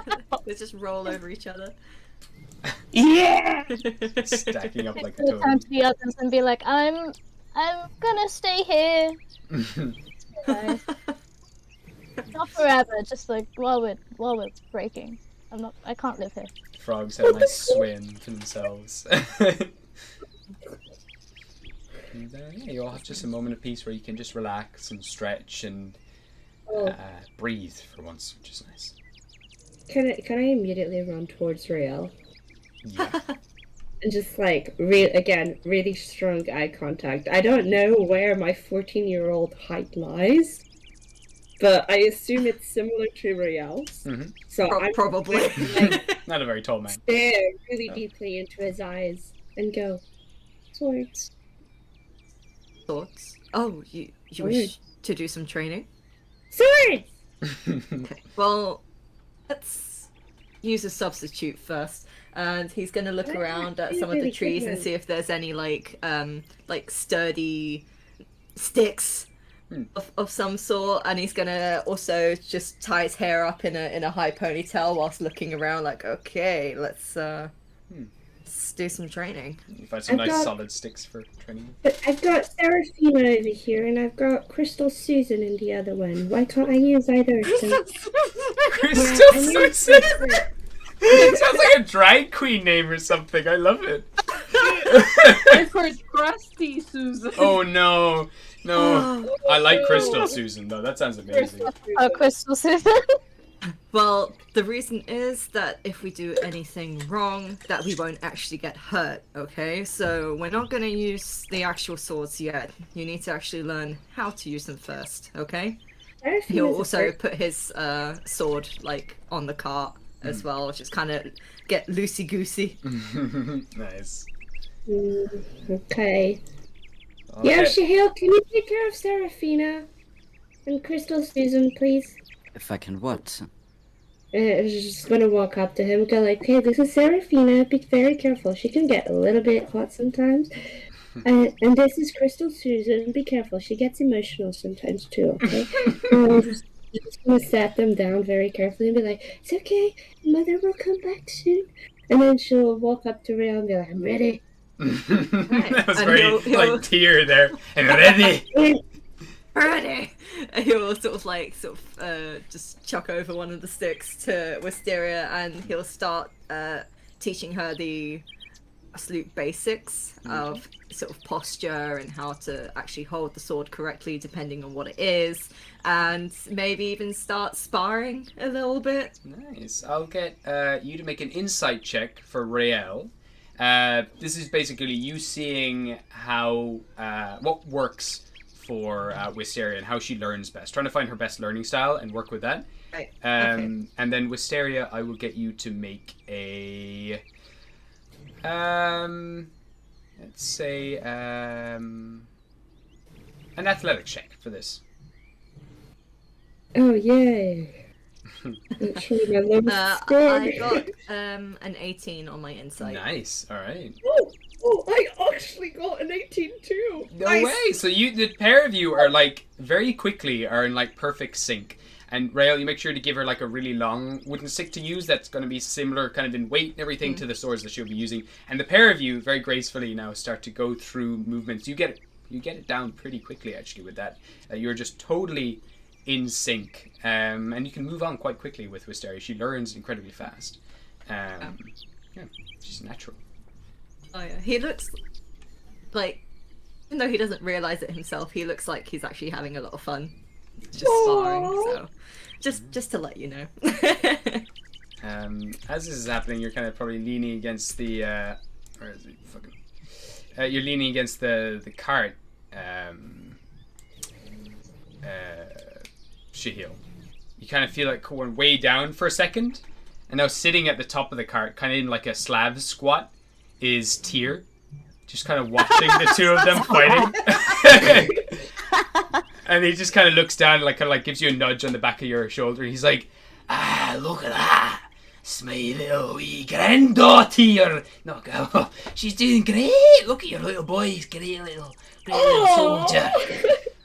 Just ruffles your hair, Shahil. And just kind of gives you and his whole hand covers the top of your head, and he kind of shakes your head a little bit. Just like, look at them go. Fine warriors. Oh yeah. He's just kind of for once he's actually not going to be annoyed by it. He is going to act a bit annoyed, but he's just like, yeah, they're doing great, aren't they? Yes. Powerful. Should be strong like her granddaddy soon. Chopping off heads and all that. Look Oh yeah, forward to it. soon she'll be doing that. She's been doing it with magic already. Just I needs to know. use the sword. I mean, imagine if she has a sword as well in one hand and blast him with the other. Oh, I can't wait. Oh yeah, just don't make her angry now, dude. Alright. She will kill you. Ah, yeah. Alright. He just gives you like a nudge and disappears again. Oh, damn. I love him. That's my coffee. Proud granddaddy. He's wonderful. I love him. I'll say this as well. Trill and Grug are just sparring, the two of them. Like Trill, like really nimbly running up his body, like hitting him in the back. They're just going like hand to hand. Oh, yeah. And she's just like keeps like getting the better of him. He moves too slowly and keeps trying to grab her, but she then like behind him all of a sudden just like jabs him in the back of the neck and just keeps saying like dead and kind of goes around the other side, like taps his ankle, dead. That's an artery. And, like taps his armpit, like dead. And he's like ah, just trying to grab her. That's so cute. Shahil is just gonna be looking at like, you know, Trill having fun and Cole being asocial, Cobra being gay, you know, the usual SDR, but he's gonna just his like gaze lingers a little longer at a certain white-haired man, and he's just kind of looking and like all the things just kind of so funny with this music. It's like how my brain works, dude. But he's just kind of looking at him, just like realizing that they're bonded, not even like, you know, romantically or anything, just truly bonded. And he's just like, I guess Rael is my boy. And that's it. Cute. Cute.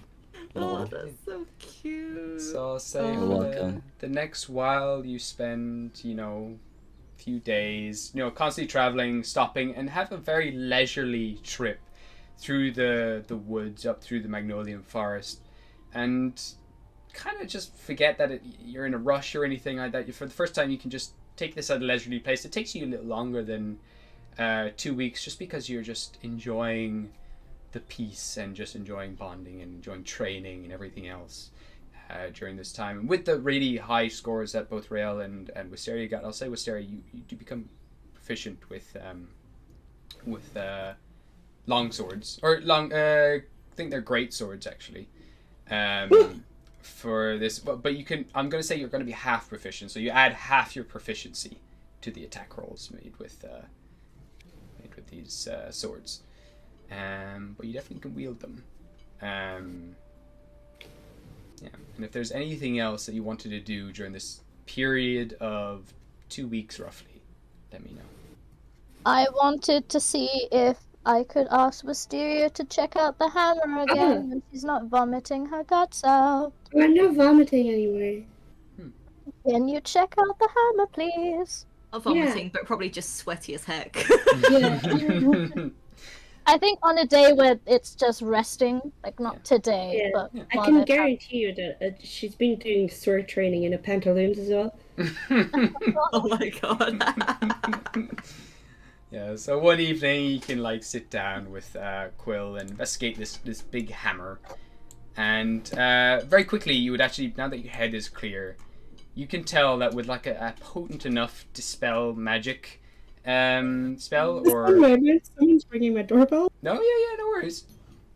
But yeah, Wisteria would figure out that if she got a potent enough spell, she could probably remove the cage around this.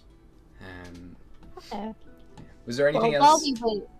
while we wait, Cole's just gonna introduce Wisteria to all her little friends. Be like, okay, hi. So these are my friends. Do you want to check out my book? They're like, I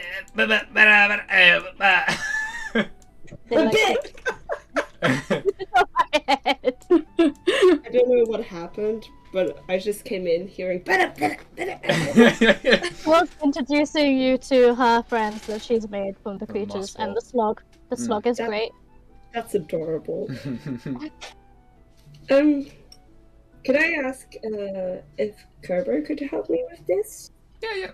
So I feel like it would be easier with two heads. yeah, between the two Yeah, of you, Yeah, you could definitely tell there is a strong enchantment over this this hammer, but if you kind of combined your efforts, you could probably create a disenchantment kind of spell strong enough to break this apart if you wanted. Could I relay that to Quill?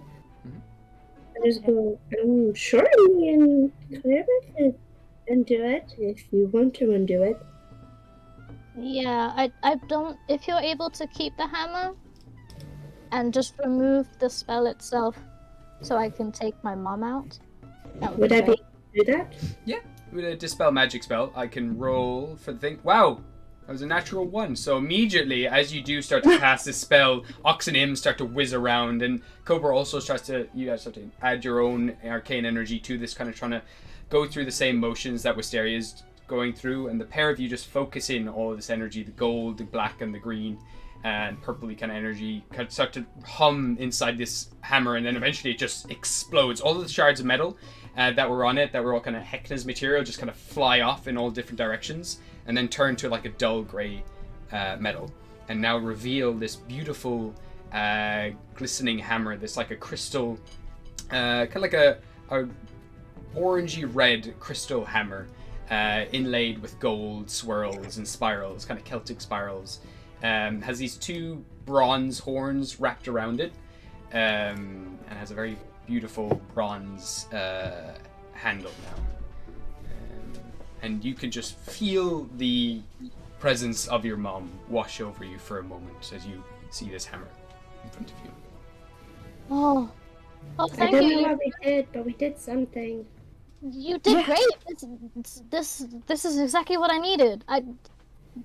This just is a piece of my mom. I'm not sure, Cobra, if you knew. This is very weird now that I'm explaining it for the first time. I'm not sure I knew. I appreciate for you sharing it. It's kind of weird, but it's not the first weird thing I see. Yeah, my dad's a vampire. My mom's stuck in objects. It's a weird family thing, apparently. Yeah, well, my dad's a dragon. My sister's half a goat. Your whole family. Oh. Oh, my whole family's dragons, though, so I guess that's cool. What's your family like, Cobra? Well, you met my sister. Yeah. Yeah. Melody. She's somewhere in here. Are you excited? I don't know.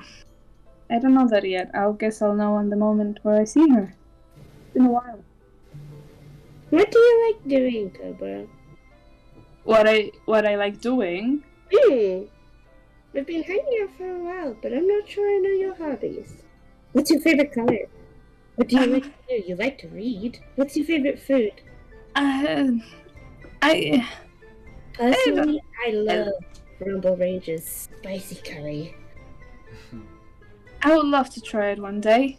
I was just gonna look at Cobra and just shake her head. Don't do it. Just shaking her head no, because she's tasted one. Then I say one day, one day. Who knows? Maybe It's really good. I make a really good version of it. Everyone ate it. It was so nice. I should cook it for you once. I'll make you an extra big batch just for you, Cobra. Sounds lovely. Maybe make a small piece first, so then we know he likes it before you Well, I mean, cook a whole meal. when we arrive to our location, obviously we should bring in gifts to it so that everyone can welcome us and we can welcome them and thank them for them welcoming us. So of course I must cook to show my appreciation. So I'll just cook for everyone. We can have a massive buffet of my cooking. Sounds wonderful. Just Yeah. to say, with this hammer, there's different Yes. kind of moods you can pick up with each piece of your mother that you found. The purple orb, the kind of skull, had some sort of mystical vibe to it before. The harp seems to have some level of like creativity and mischief to it. This hammer has like a fury, like an anger inside it. Makes sense. Kinda. kind of brims with this fury of your mother. Can she just put her hand on the hammer Mhm. and see if the vibes calm down? As you put your hand onto the hammer then kind of shrinks down to a more manageable size for you. It kind of adapts to your size, either to a mace or to a sledgehammer. It's up to yourself. It kind of changes and tweaks depending on how you want it to, how you want to wield it. But the anger still remains. It doesn't seem to be directed at anything. It just seems to have the power and the force that your mother's anger is capable of. Okay. So she's just gonna look at her little bodies that she has on her head and around her. Be like, "This is my mom. As soon as you say that, Say hi." one of them kind of like, its eyes widen and it kind of nudges the other one, kind of rolls off and nudges the other one. They start to like converse between each other, and then immediately they kind of grab your cloak and like start to drag you off into a different part of the woods, kind of rolling ahead. She's just gonna turn to the others and be like, they've never done this before, so I'll be right back. And she's just gonna follow the 3 moss balls. All right, so you continue through the woods, and eventually come to a little clearing where these moss balls kind of surround what looks like a nest, a very large nest that has fallen from a tree, and you can see there's a couple of broken eggs around it, but there's one egg still remaining. And they just kind of nudge it, and they kind of like nudge your hammer. They kind of roll the egg over to you, and one of them kind of rolls it onto its head and kind of goes down by your feet. Do you want me to hit the egg? Start to like scamper off and like hide, like try to no, protect the egg. Not hit the egg. Okay, so she's going to kneel down in front of the egg. She's gonna put the hammer in her bag. And can she feel anything from the egg? Because like I feel like she would be able to feel a spirit or something. Yeah, you can sense there is a little life still within this egg. It's slightly warm, but it's not as warm as it probably should be. She's gonna look at the moss balls. Do you want me to look after the egg? And you start to nudge the egg towards you. And, Okay. Okay. She's gonna put her hands on the egg. She's gonna pick it up and bring it closer to her chest. See if she can like warm it up a little bit. Nuzzle it Probably. in there, and they start like kind of clapping and kind of bumping into each other like really happily. Just,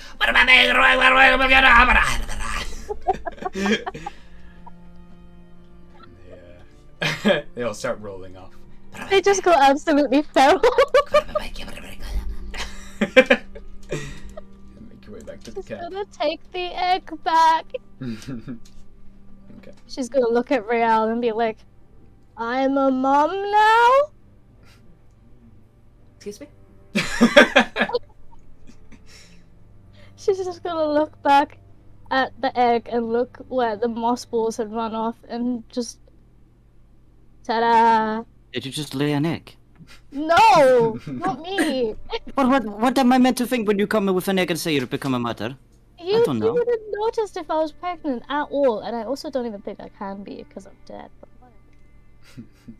whatever. That's a fucking okay. Well, congratulations. Thank you. The moss balls wanted me to look after this egg.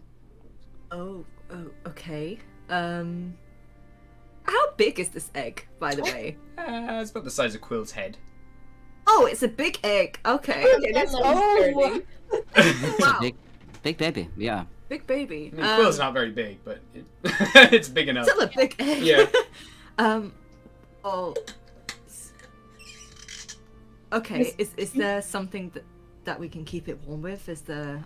He's just gonna walk past Shahil and just sort of lean over to open the curtains and just sort of see if there's any like blankets or anything. He's kind of like half hanging out. Nice. Oh my god. Nice. Ass. Nice. And In Shahil's face. Oh yeah, he ain't moving. He looking. Shahil's staring, Cole's turned away, just facepalm. and he'll get out a small blanket of sorts Nice. to like wrap it in. Lovely. Do you have any idea? Is it one of the mothballs or is it? I think I'm not mothballs come from sure. eggs. I saw there's a nest that's broken that had just looked like it's fallen out of the tree, and there's a couple I of see. broken eggs over there, but this is the only one that is Are you- still. Sorry, are you sure that they want you to, like, you know, care for it? They're not just offering some breakfast or lunch or something? To ask, and they did get a bit Offended. scared when I said I had to hit the egg. Ah, So I Ask. don't think it's a eat the egg kind of situation. well, Oh, I have an idea. I'm sorry. okay. That's okay. Can I use my mask and see if I see any worms inside? Yeah, you can.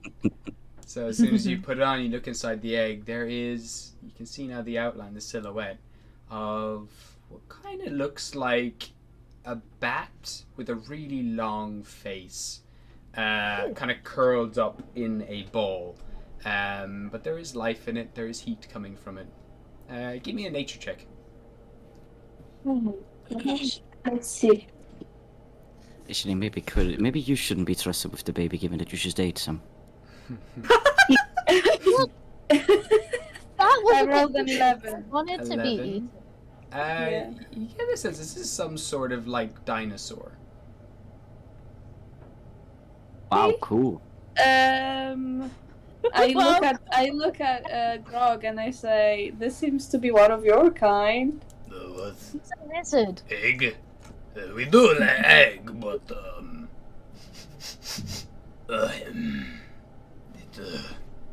You smell the same? not a lizard folk. Rock, I actually have a question just for that. Do you guys lay eggs, or do you know, the babies, do they come out? We lay egg. Oh, egg, okay. Egg, yeah. Can Okay. Mysteria is like just excitedly jump from the back as well? We could like, oh, I came from an egg. You are lizard. Oh my god. I'm not lizard. I'm like bird. Oh, bird. Yeah, like big lizard bird. Big lizard bird I like. Ooh. Yeah, it literally is a big lizard bird. Oh. That's why you have wing. Yes, I understand. and little horns. I come from egg. What if egg is the same thing as me? What if egg? What if the egg? What if egg? You've been talking to Stares Brandon into the tonight. abyss. What if egg? Whilst that conversation is unraveling itself, I was gonna just gently take the egg from Quill and just wrap it up, but you can still see like a little bit peeking out from the top. It's just this big bundle, Cute. just kind of holding it, like, and sort of like side eyeing Shahil, like, do we keep this? Oh wow, Mama Rael to the rescue, ah. No, he's just kind of fumbling with this egg. Rael, please don't drop. She's gonna like. Can I have the egg back, please? Yeah, no, please do. Thank you. Aw, this is how I was found.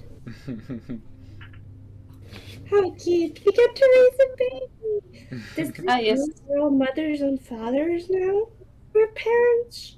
Oh, I am not taking care of that thing.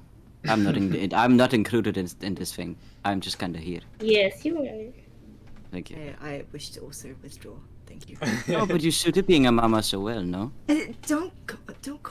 You can see his ears going like a bit pink, like. I'm just gonna walk up to Rael and be like, I'm just gonna try Pie's head. But I'm gonna have to fly a little bit, but that's okay. And I'll be like, you're such a great mother. I'm not a mom. Oh, sorry, you're such a great father. We're gonna be great parents, guys. Don't you agree? Don't you It's agree? okay, Yes. guys. Guys, before we get ahead of ourselves, I'll look after the egg. If I need your help, I'll ask. Is that okay? Just But we don't still ask me. parents. No, don't worry, Shahil, I would never. Oh, yes. Yeah, no, you can keep the egg, I guess. It doesn't really matter. I don't think I really have a say. She's gonna look over at the moss balls. They're just Alright, then. eyeing you from the bushes, just watching every word, just like every movement and everything you're saying. Just Just feels like Blackwell at this point. They're like the goblins we met at the bridge long ago, you remember? Yeah. They are the Big spirits. flashback. Well, okay. Well, should we go with the egg and all now? I Yeah. guess as everyone sort of had a good stretch and a good rest, and I guess we can get going. Yeah. I was gonna wave over to the slog. Bye. Well, I'm gonna say after it's been quite a while. The slug. Well, there might be other slugs that you've seen, but yeah, you've been traveling. I'd say for like several weeks at this stage, a couple of weeks, and you'll head off, and eventually, or we'll say a week. And as you continue traveling, continue training, eventually you now start to see all the trees start to rise up, and then this massive tree overhead bursting through the canopy. You watch it looming over everything. And you start to see lots of kind of autumnal leaves, even though it isn't quite the season. A lot of leaves are starting to fall from this tree, and it just looms over Whoa. the entire forest. You see now a village kind of like built into all these other kind of buildings and things built into the mossy trees all around. You now make your way into the Magnolian Forest, all of these different elevations and different trees. Beautiful woodwork that's kind of just made from... It doesn't look like a single thing has been carved from wood. It's as if all of the trees and branches and everything have just been naturally wrapped around themselves and made these beautiful spirals and everything else. As you make your way slowly into the village. And as you do, after several weeks of travel, make your way there, you're met by a group of dinosaurs that all start to approach you. One large dinosaur in the front, who then starts to change their shape into that of a furbog, who stands there, very kind of strong woman, kind of chest out, like arms crossed. And as they approach you, you hear a little crack on your lap quill as the egg begins to hatch. And we're going to take a little break here, and we'll go and come back after our lunch break. Oh my god. It's So so pretty. Holy fuck. So everyone watching the stream will be back in, I don't know how long does everyone want here? It depends if you want to continue for an hour or if you want to continue for 2 more hours. It's up to yourselves. What do you think? How's everyone feeling? Dude, my hangover is kicking in. That's all right. Personally, I yeah. would prefer just an hour more. We can do an hour. That's perfect. I'll Yeah. do an hour more. Perfect. Yeah. Okay. So I'm we fine come with back the total. in like 15 minutes. Is that enough time for people, or do you want a little more? Do you want half an hour? 15 is okay. 15 is good for me. Okay, cool. So we're back in 15 minutes and finish up here for the day. Okay. Yeah. Bye. I can't stop looking at Oscar.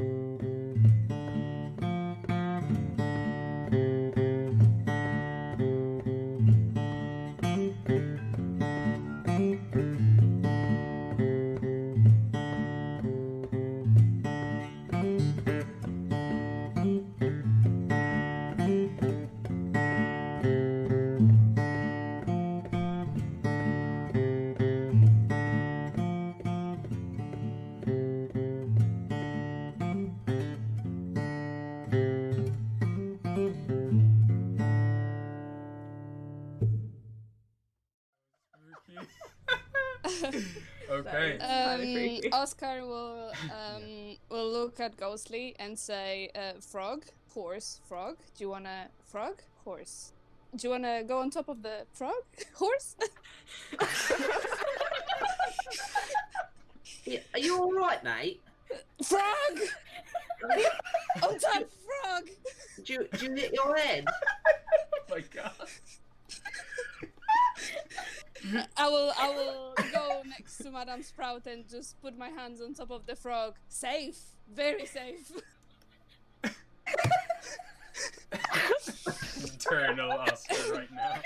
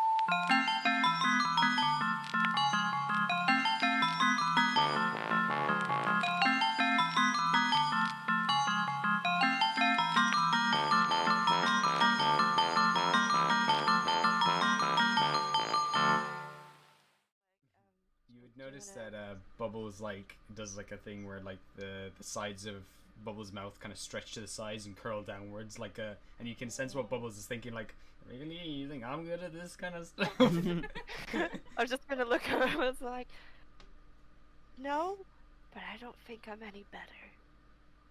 You really want me to go up to that man and go like, oh, it's okay, she wasn't much of a loss. See, I can't. Bubbles kind of points inside their mouth and just you know what Bubbles is saying the whole time, and Bubbles is just trying to communicate I can't even talk. I think that's the benefit. Yeah, that's true. Okay. Ghostly, I think this might be for you. What's that then? Like, go give Brian a hug. Oh, Brian's upset because Nagacinta's in bits on the floor.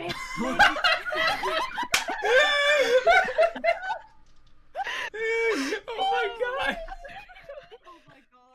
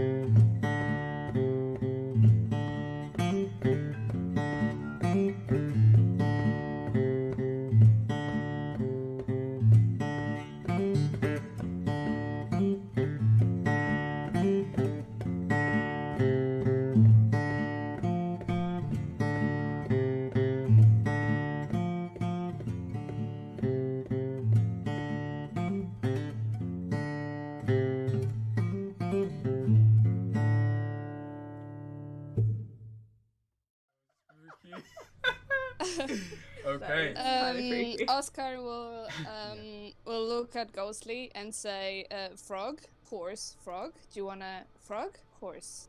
Do you wanna go on top of the frog, horse?" Yeah, are you all right, mate? Frog! On top, frog! Do you hit your head? Oh my god. I will go next to Madame Sprout and just put my hands on top of the frog. Safe, very safe. Eternal Oscar right now.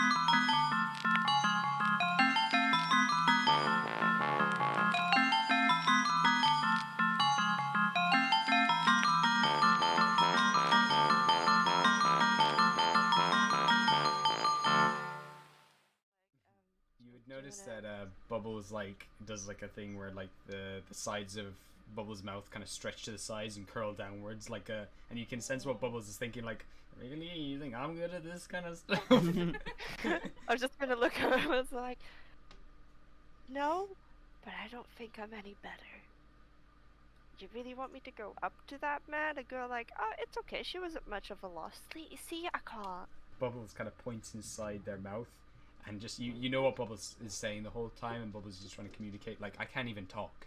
I think that's the benefit. Yeah, that's true. Okay. Ghostly, I think this might be for you. What's that then? Like, go give Brian a hug. Oh, Brian's upset because Nagacinta's in bits on the floor. Oh my god!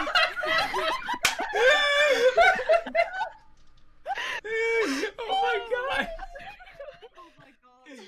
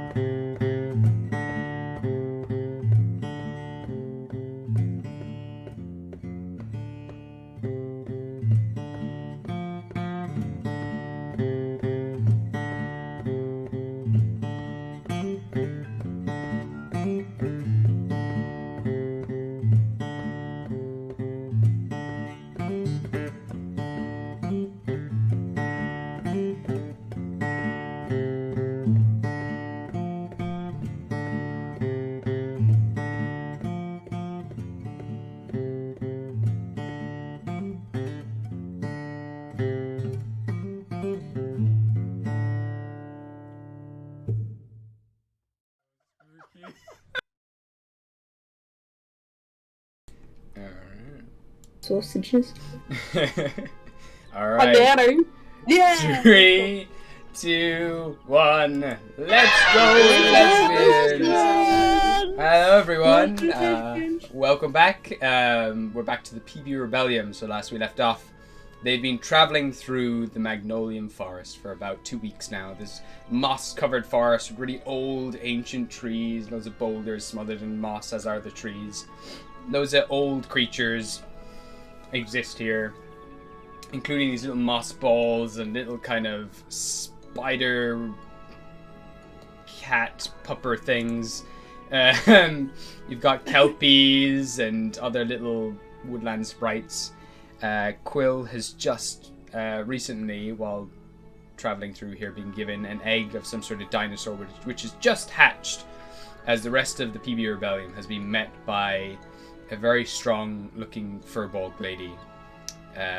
Just standing there, arms crossed, kind of just like cracks her jaw as she looks at all of you, kind of up and down, and is also surrounded by a bunch of other furbolgs who are slowly transforming out of their dinosaur state.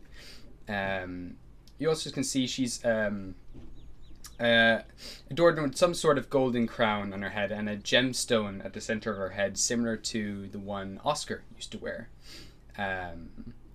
Big load of shaggy, kind of dreaded hair tossed over to the side. Beautiful green horns protruding out of her head, and kind of scars all over her body that are very visible. And as she does kind of transform and halt your kind of progress, she starts to look around and starts to sniff the wagon, just kind of looking you all up and down. Very large lady as well, about 7 foot tall or so, kind of just looking at the wagon up and down, leaning on it and kind of leaning inside, like opening the window and peeking inside and sniffing you all. And then eventually, as she's finished with her little investigation, brings her hands onto her hips, like cracks her back and is like, okay, so you are Oscar's friends, yes? Big grin on her face. Yes, we are. My boy, how have you found him? Strong? Has he looked after you? Are you missing him? Yeah, he's a really great friend. Very much so, yes. Okay. Well, come. We're friends of Oscar's. You're welcome here. Let's go. Follow, come.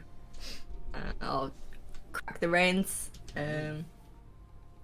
Go. Okay. So she slowly leads you into the village, and very quickly as you do come into the village, kind of eventually kind of stops and goes over to the horses and kind of leans down and is like, oh, I see.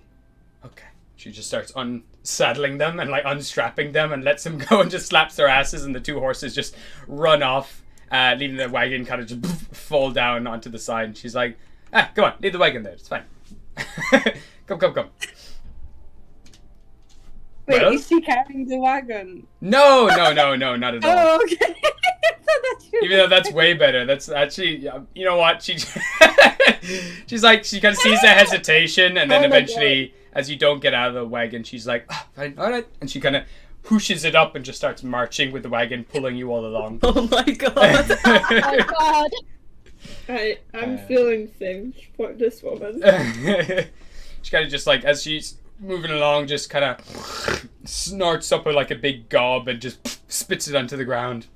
Oh. And then eventually drops the wagon down, stretches a bit, and you're now in front of this very large wooden building that looks like some sort of castle or temple or something like that. And she's like, welcome to our home. Pleasure to have you here. Okay, you can all go now. Bye. And they all start to transform and run off in different directions. Like, okay.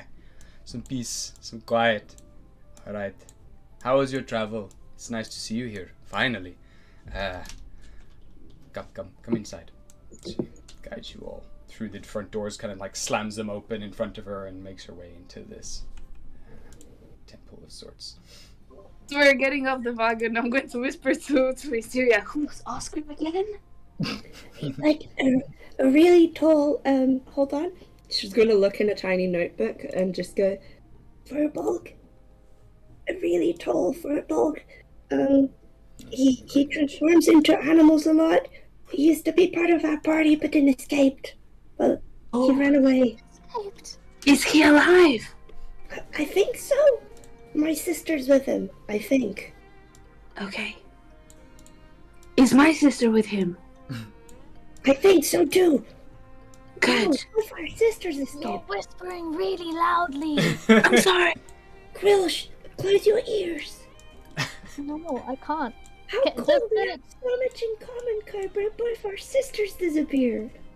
They didn't disappear. He left us a note. Oh, Ghostly? I'm really Ghostly can't write. Who said that she can't write? Sensing the hesitation as well, they come back out and like, ugh! Come on! Let's go! Tea is ready! There's dessert, there's everything. We have everything. Just go.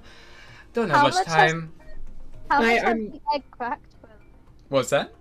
How much has the egg cracked? Yeah, as you mean kind of going along in the wagon, this little egg is starting to crack and a little kind of head is now popping out through the egg and you there's these big bulgy eyes that like blinks one at a time, just looks up at you, just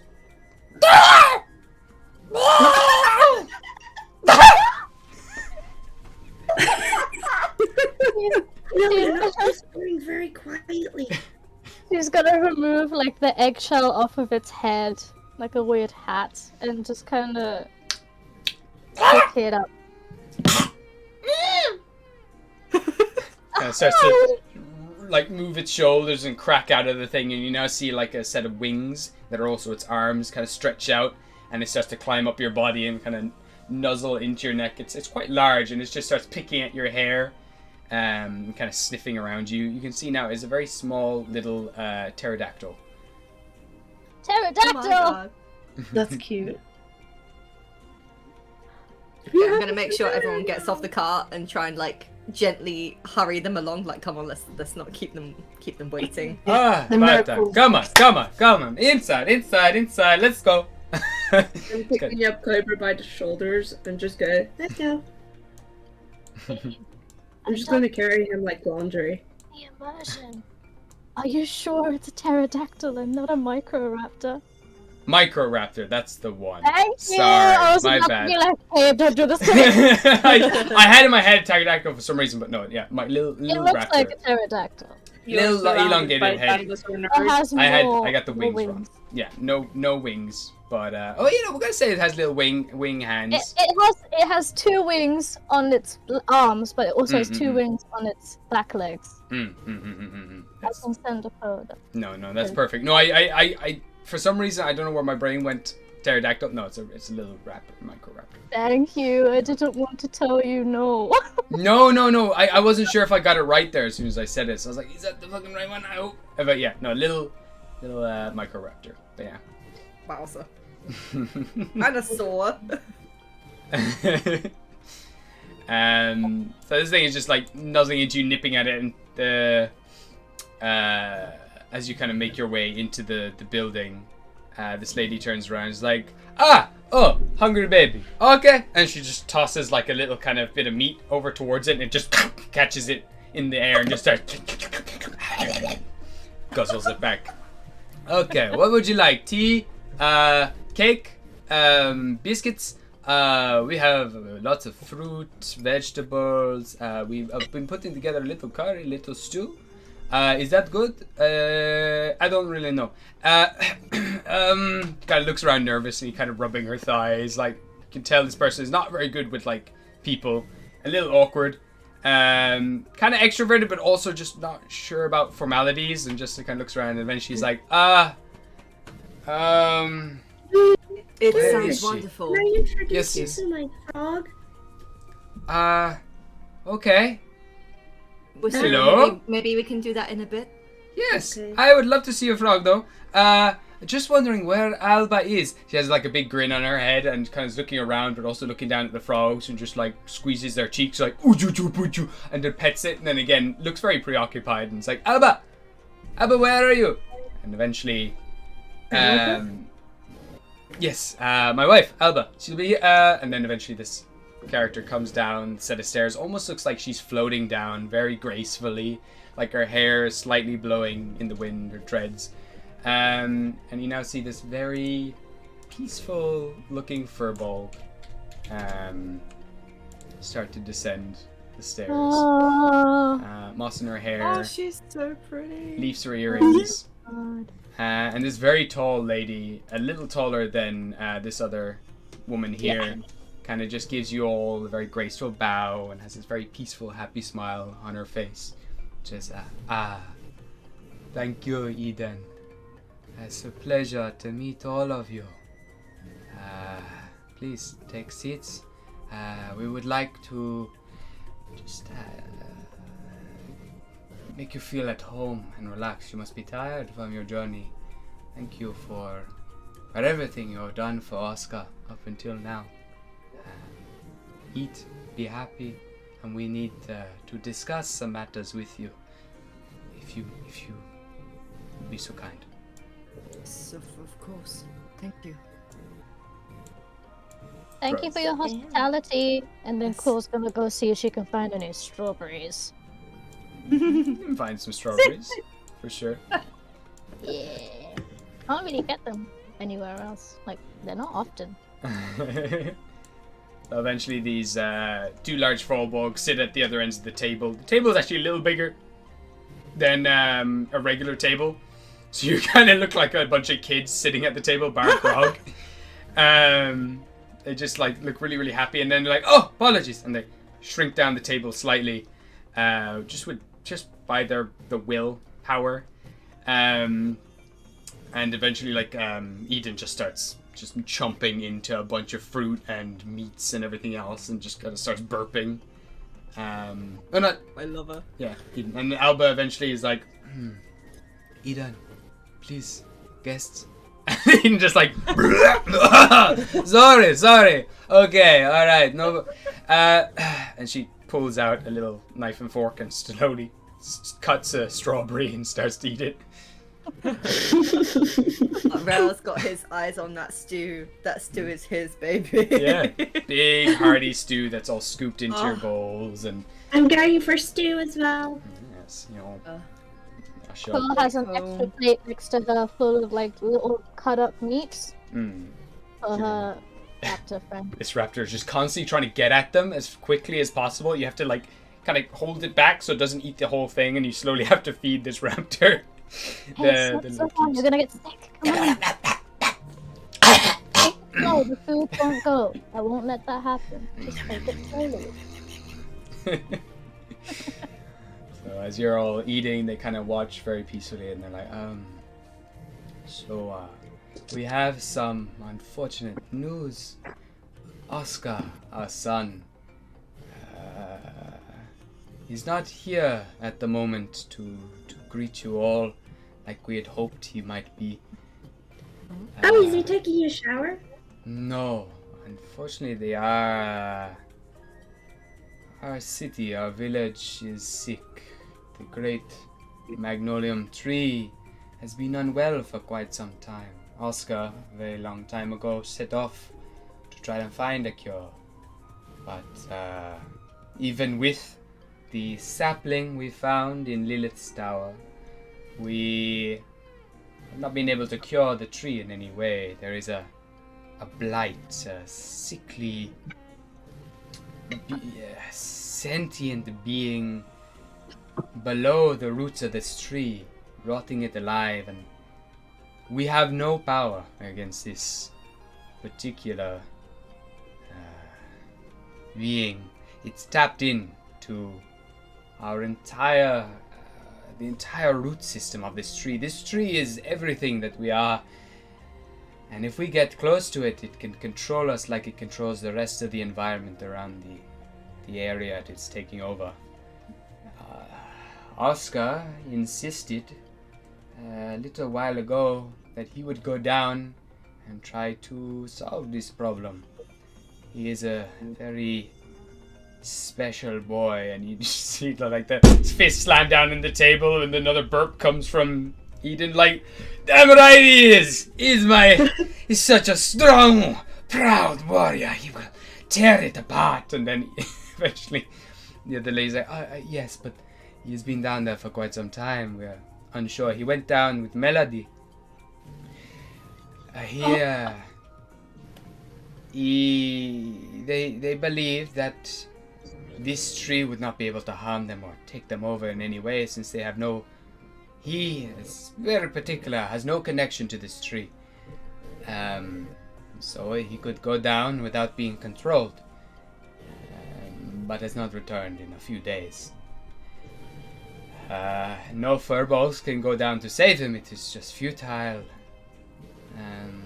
We are blessed that you are here. I know you've only been here for a short amount of time, but we are worried about our boy. And back to Eden again. She's throwing her feet up on the table and just is picking at like a chicken wing. It's like, he's fine. He's absolutely. He'll be back. It just takes some time. He's resting, probably.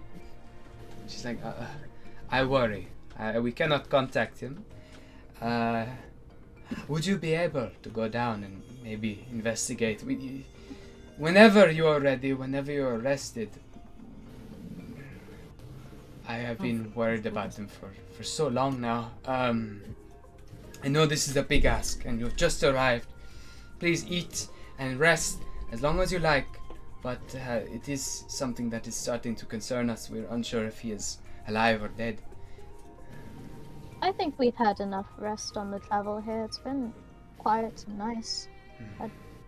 At least I don't mind having a look. We'd rather make sure that Oscar's okay and that here is okay more than resting. I need to It's no find my trouble. sister as well. Yeah. Isn't my sister too? You're related to Melody. I am indeed. Yeah, that's my little sister. I see. Well, it would be Please. lovely to bring you back together. We can supply you with anything you need when going down. But unfortunately, we cannot go down with you for this. Tree will change our minds already. A few people have gone down and been twisted and changed. Eden was lucky to survive when she last ventured down. She just kind of gives a shrug at the end of the table, picking her teeth. Whatever. We can show you how to get down and everything else. It was the best way down is through this old temple we used to use for delivering children here. It was a sanctuary where we could tend to those being born, and unfortunately the whole place is now corrupted. Did anyone else come in before us? We had another companion who ran in ahead. Did you see someone that looks like me but with good legs and no wings?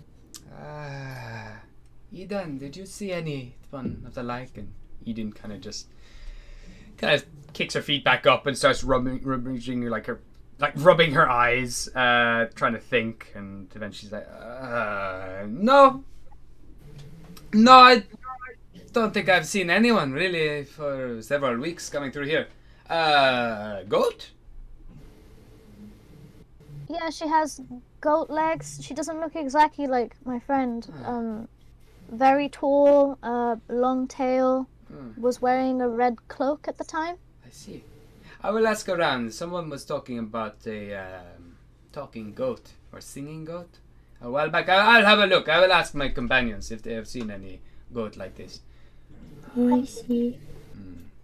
Could I do a roll just to see if, like, just from the information that they gave, if I know anything else from, like, reading stuff or Give me a what history this check. being could be? Yeah. History. Okay. Okay.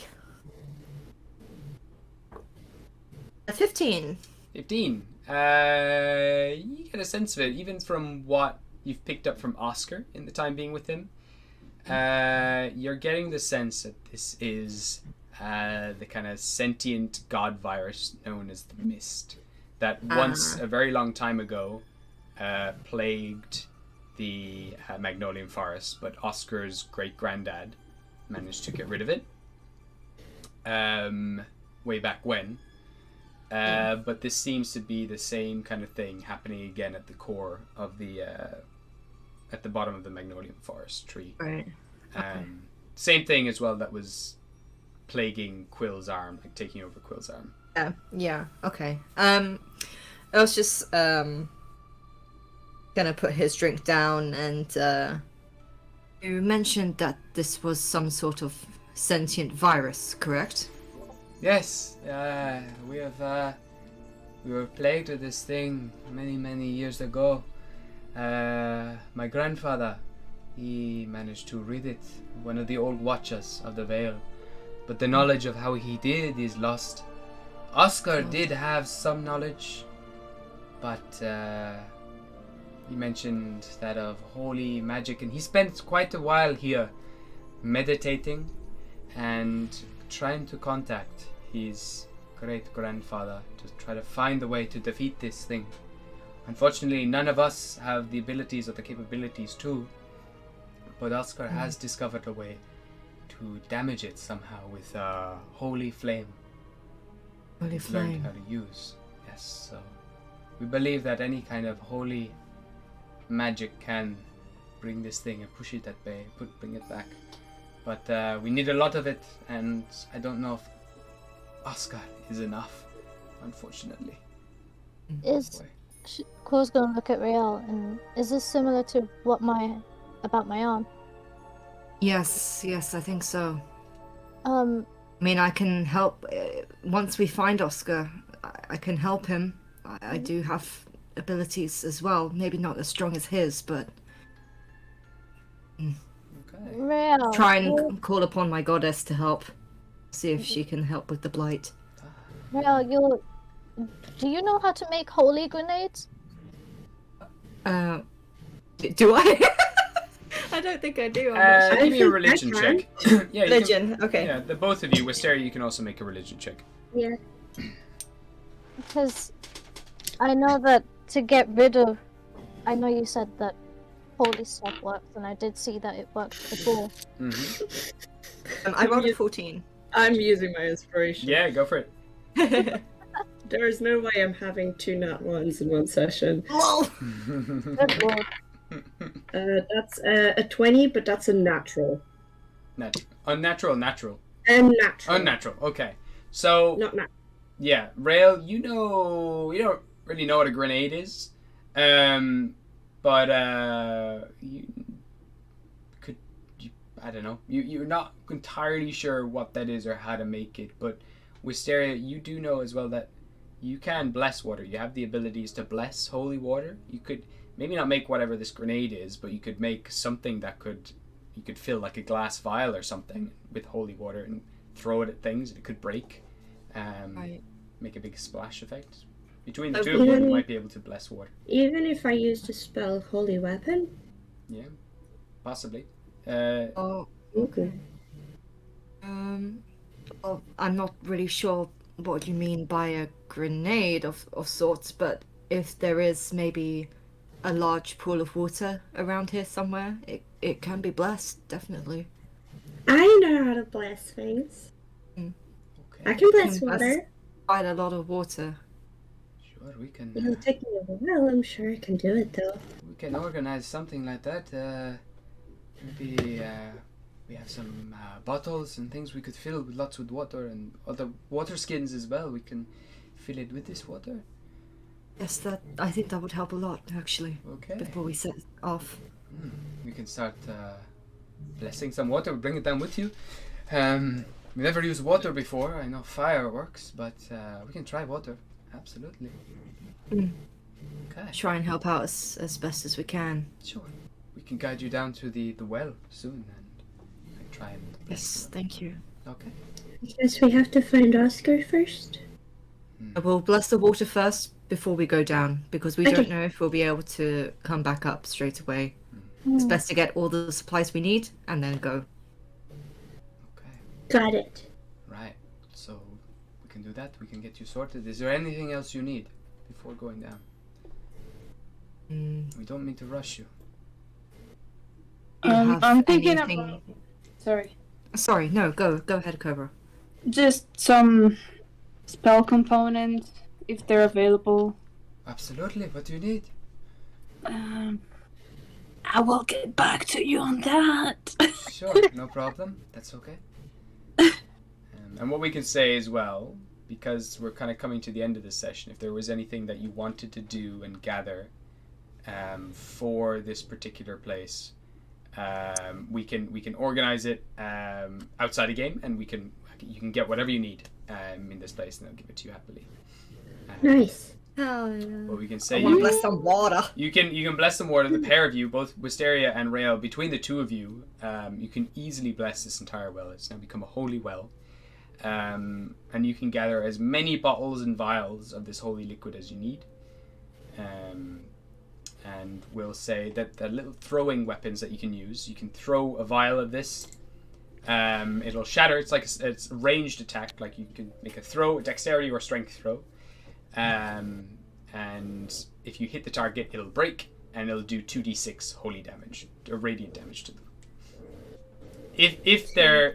It'll only do damage if they're susceptible to radiant damage. It won't do anything on anyone who isn't. I can give you all that soon enough. But, Would it be okay if I do a ritual to change my ghost spell? Yeah, absolutely.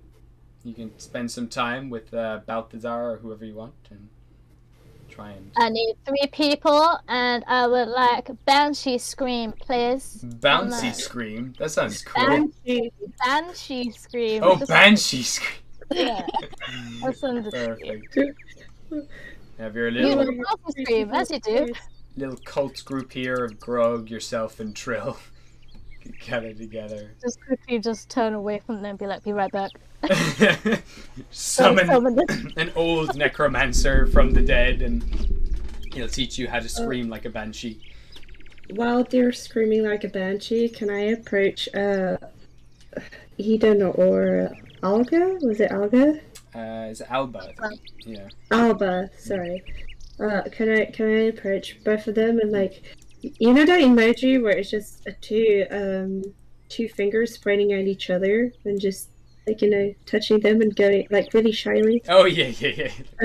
So he's gonna be doing that and just go like, I don't know if this is too much to ask, but we've been going for a lot of dangerous journeys, and I really like my frog, but I don't want Bubbles to die. So would I ask you guys to take care of Bubbles? Madam Sprout is Oscar, so we brought her with us. But Bubbles really likes Madam Sprout, and I don't want to separate them either. So would it, be possible for you guys to just, adopt my frog? I'm still the mother. Could you adopt and take care of him, perhaps? Are you kidding? Please? Are you really joking like me? letters? Are you joking me? Yes, that's okay. I will love to take care of the frogs. Come here, you squishy little... And he just kind of wrestles, like, Bubbles, like, wrapping their arm around Bubbles, kind of... Oh, doesn't really have a neck, but... just kind of squeeze him, and there's, like, their eyes bulge a little bit, just like... And it's like, oh, you're so cute, you're so beautiful. Mwah, mwah, mwah, mwah. Yes! And throws him aside, and, like, you can count on it. I am away with animals. No problem. Well, Bubbles' favorite food is lettuce. He really likes lettuce. He could eat about 20 kilos of them per day. Although, I don't recommend giving him 20 kilos per day, only 10. He just overeats too much, and he's getting a little bulgy. He's having trouble jumping. He doesn't like caterpillars. Do not feed him caterpillars. Okay. That is the worst thing you could ever feed him. He had it once. Bad idea. Yes. He likes jumping. Swimming is also fun. Right. For some reason, he really likes dark caves, and if he's in there for too long, he Okay. might start mining. You know I can talk to him. I can talk to Frog. You can talk to Bubbles. Yes, of course. Yeah, I will have a nice conversation with him later and see what he wants to do. We'll go on some activities. Do you like this? He says you're okay. Yeah, he says you're pretty nice. Nice. Is he hurt because I said he's getting a little chubby? He is a little salty right now. Yes, he kind of would prefer not to answer. It seems he's not really giving me anything, but he seems to be a little salty. Yes. Okay. Well, this is Madame Sprout.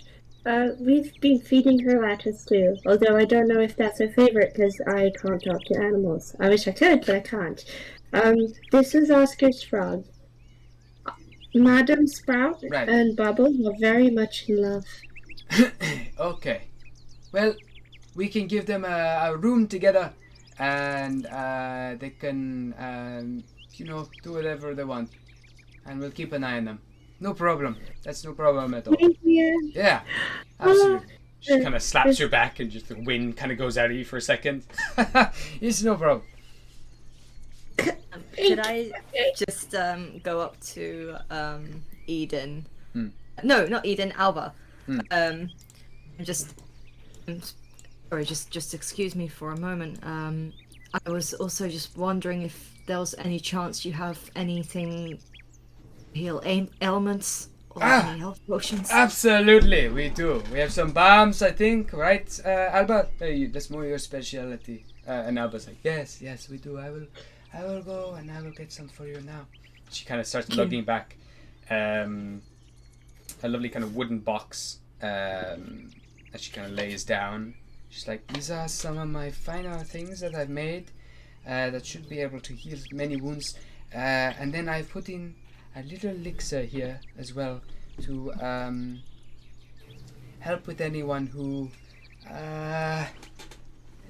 needs a... Well, maybe if any of you were to fall heavily, this can hopefully bring you back if you give it to them in time. Thank you. That's very generous. Not a lot here. There's about 6 of these strong lotions and potions, but I could make more, but it might take me a bit more time. This is what I have. Oh, this is perfect. Thank you. We can also Really give you appreciate here, it. and she gives you like a leather satchel as well. And inside there's about 20 of these leaves, and she's like, you can lay these on wounds or chew them, and they can heal too. Very gentle healing, but don't eat too many. Might make you sick. Okay, I feel I'll like I keep that have in about mind, thank 20 you. of those. You have some as well. Yeah, I think so. I've got 20 of those, and then I've got a lot of things that I need to make into potions, but I never have. Nice. Sorry, just to check. So the leather satchel is full of 20 leaves that you either chew or Put on the wound. Like if it's an it's open on the wound, you wound. put it on. And for the, is it for like the bombs and elixirs? Is that all just the same thing? Or Yeah, is it, like... so you have 6 potions of superior healing. Yeah. Okay. Thank you.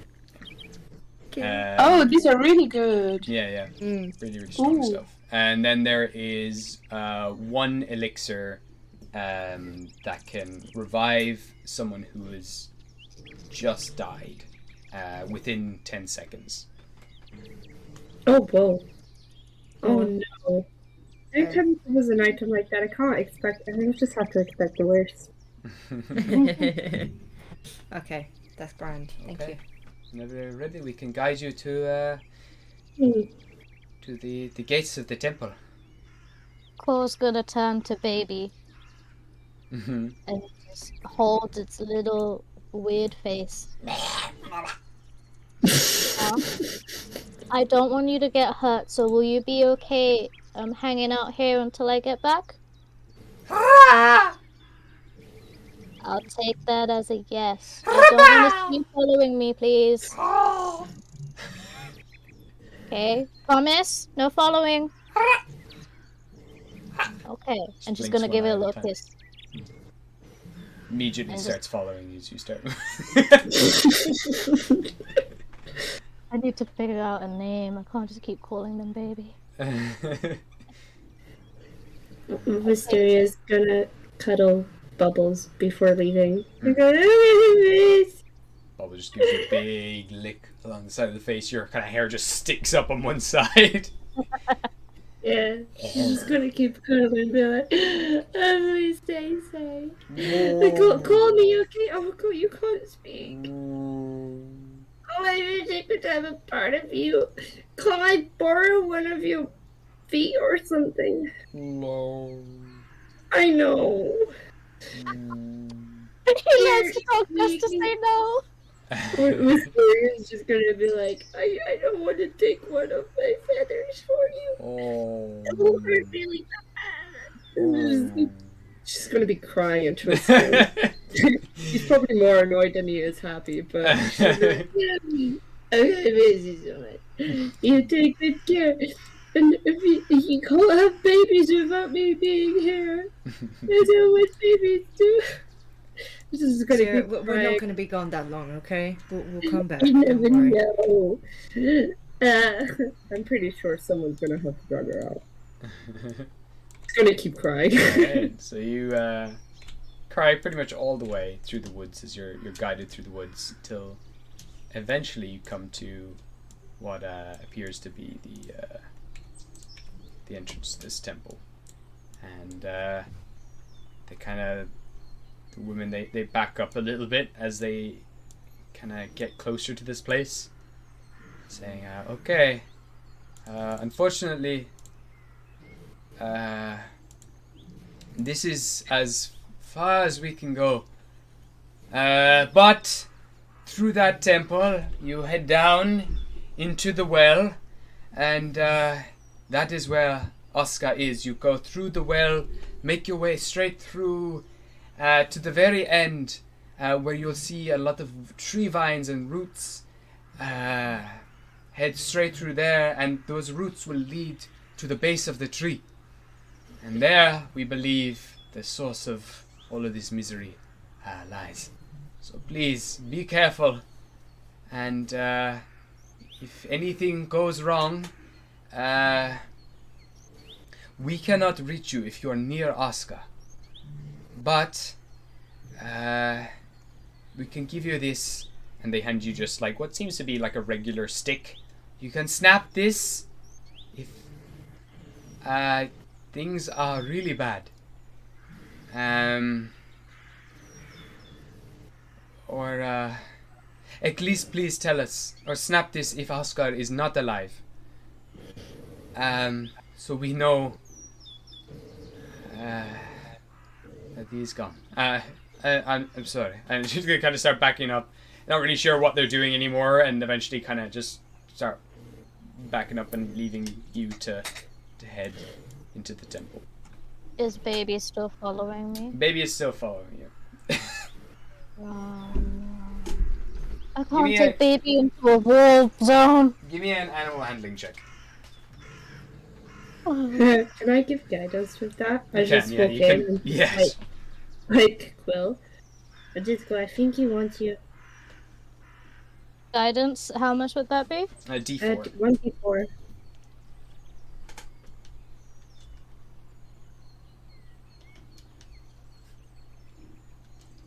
$25. Well, eventually you talk to the baby, you just squish his face and explain to it that you have to be back. And they, with the sternness that you bring in, they eventually just listen and they kind of waddle over to Eden and Alba. Eden kind of scoops them up in their hand and just kind of tickles their chin, kind of gives a little wave. It's like, don't worry, you're fine. Take care of my baby, please. And she's gonna turn away and go back. We'll be back. We'll be back soon. Okay. We'll bring back Oscar. Thank you.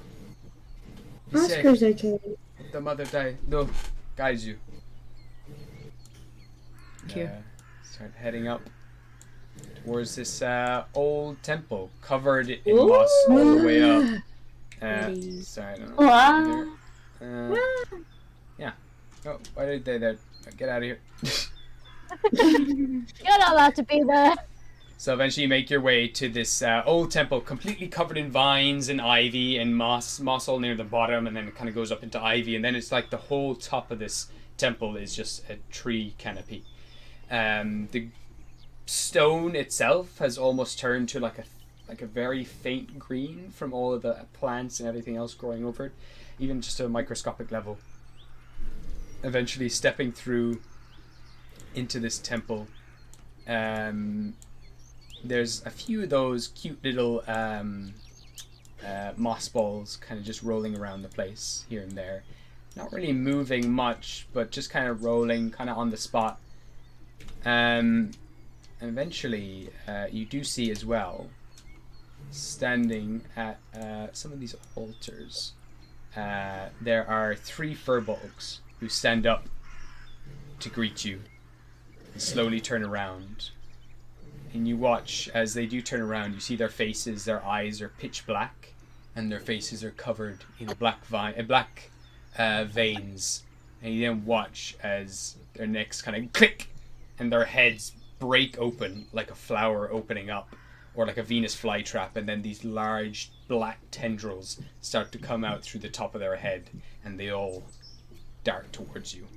And I'm going to leave it there for this. That's not scary at all. That was Excited. Oh, heck yeah. Yay! Those furballs are dead. Just a little bit. Ooh. Let's go. Oh, yummy. It's a Furberg Thulu. Oh, heck yeah. Thank you for this session, Gabe. My pleasure. Thank you. Oh. I really loved it. It was so much fun. The forest is beautiful. Oh, Yeah. shucks. I'm I'm glad that Maggie you and liked it. Gabe on creating the Magnolium Forest. Oh, And that that's helped. fancy as fuck. Especially those mothers. MILFs. Well, yeah, I'm glad you liked it. It was a nice one to start the year back with. And, yeah. First session of the year. Nice. Now, I thought that not next week, but the following week, I thought I had a wedding to go to, but it's not until the week after that. So it's like the. So we'll have a game in 2 weeks' time. So. Yeah.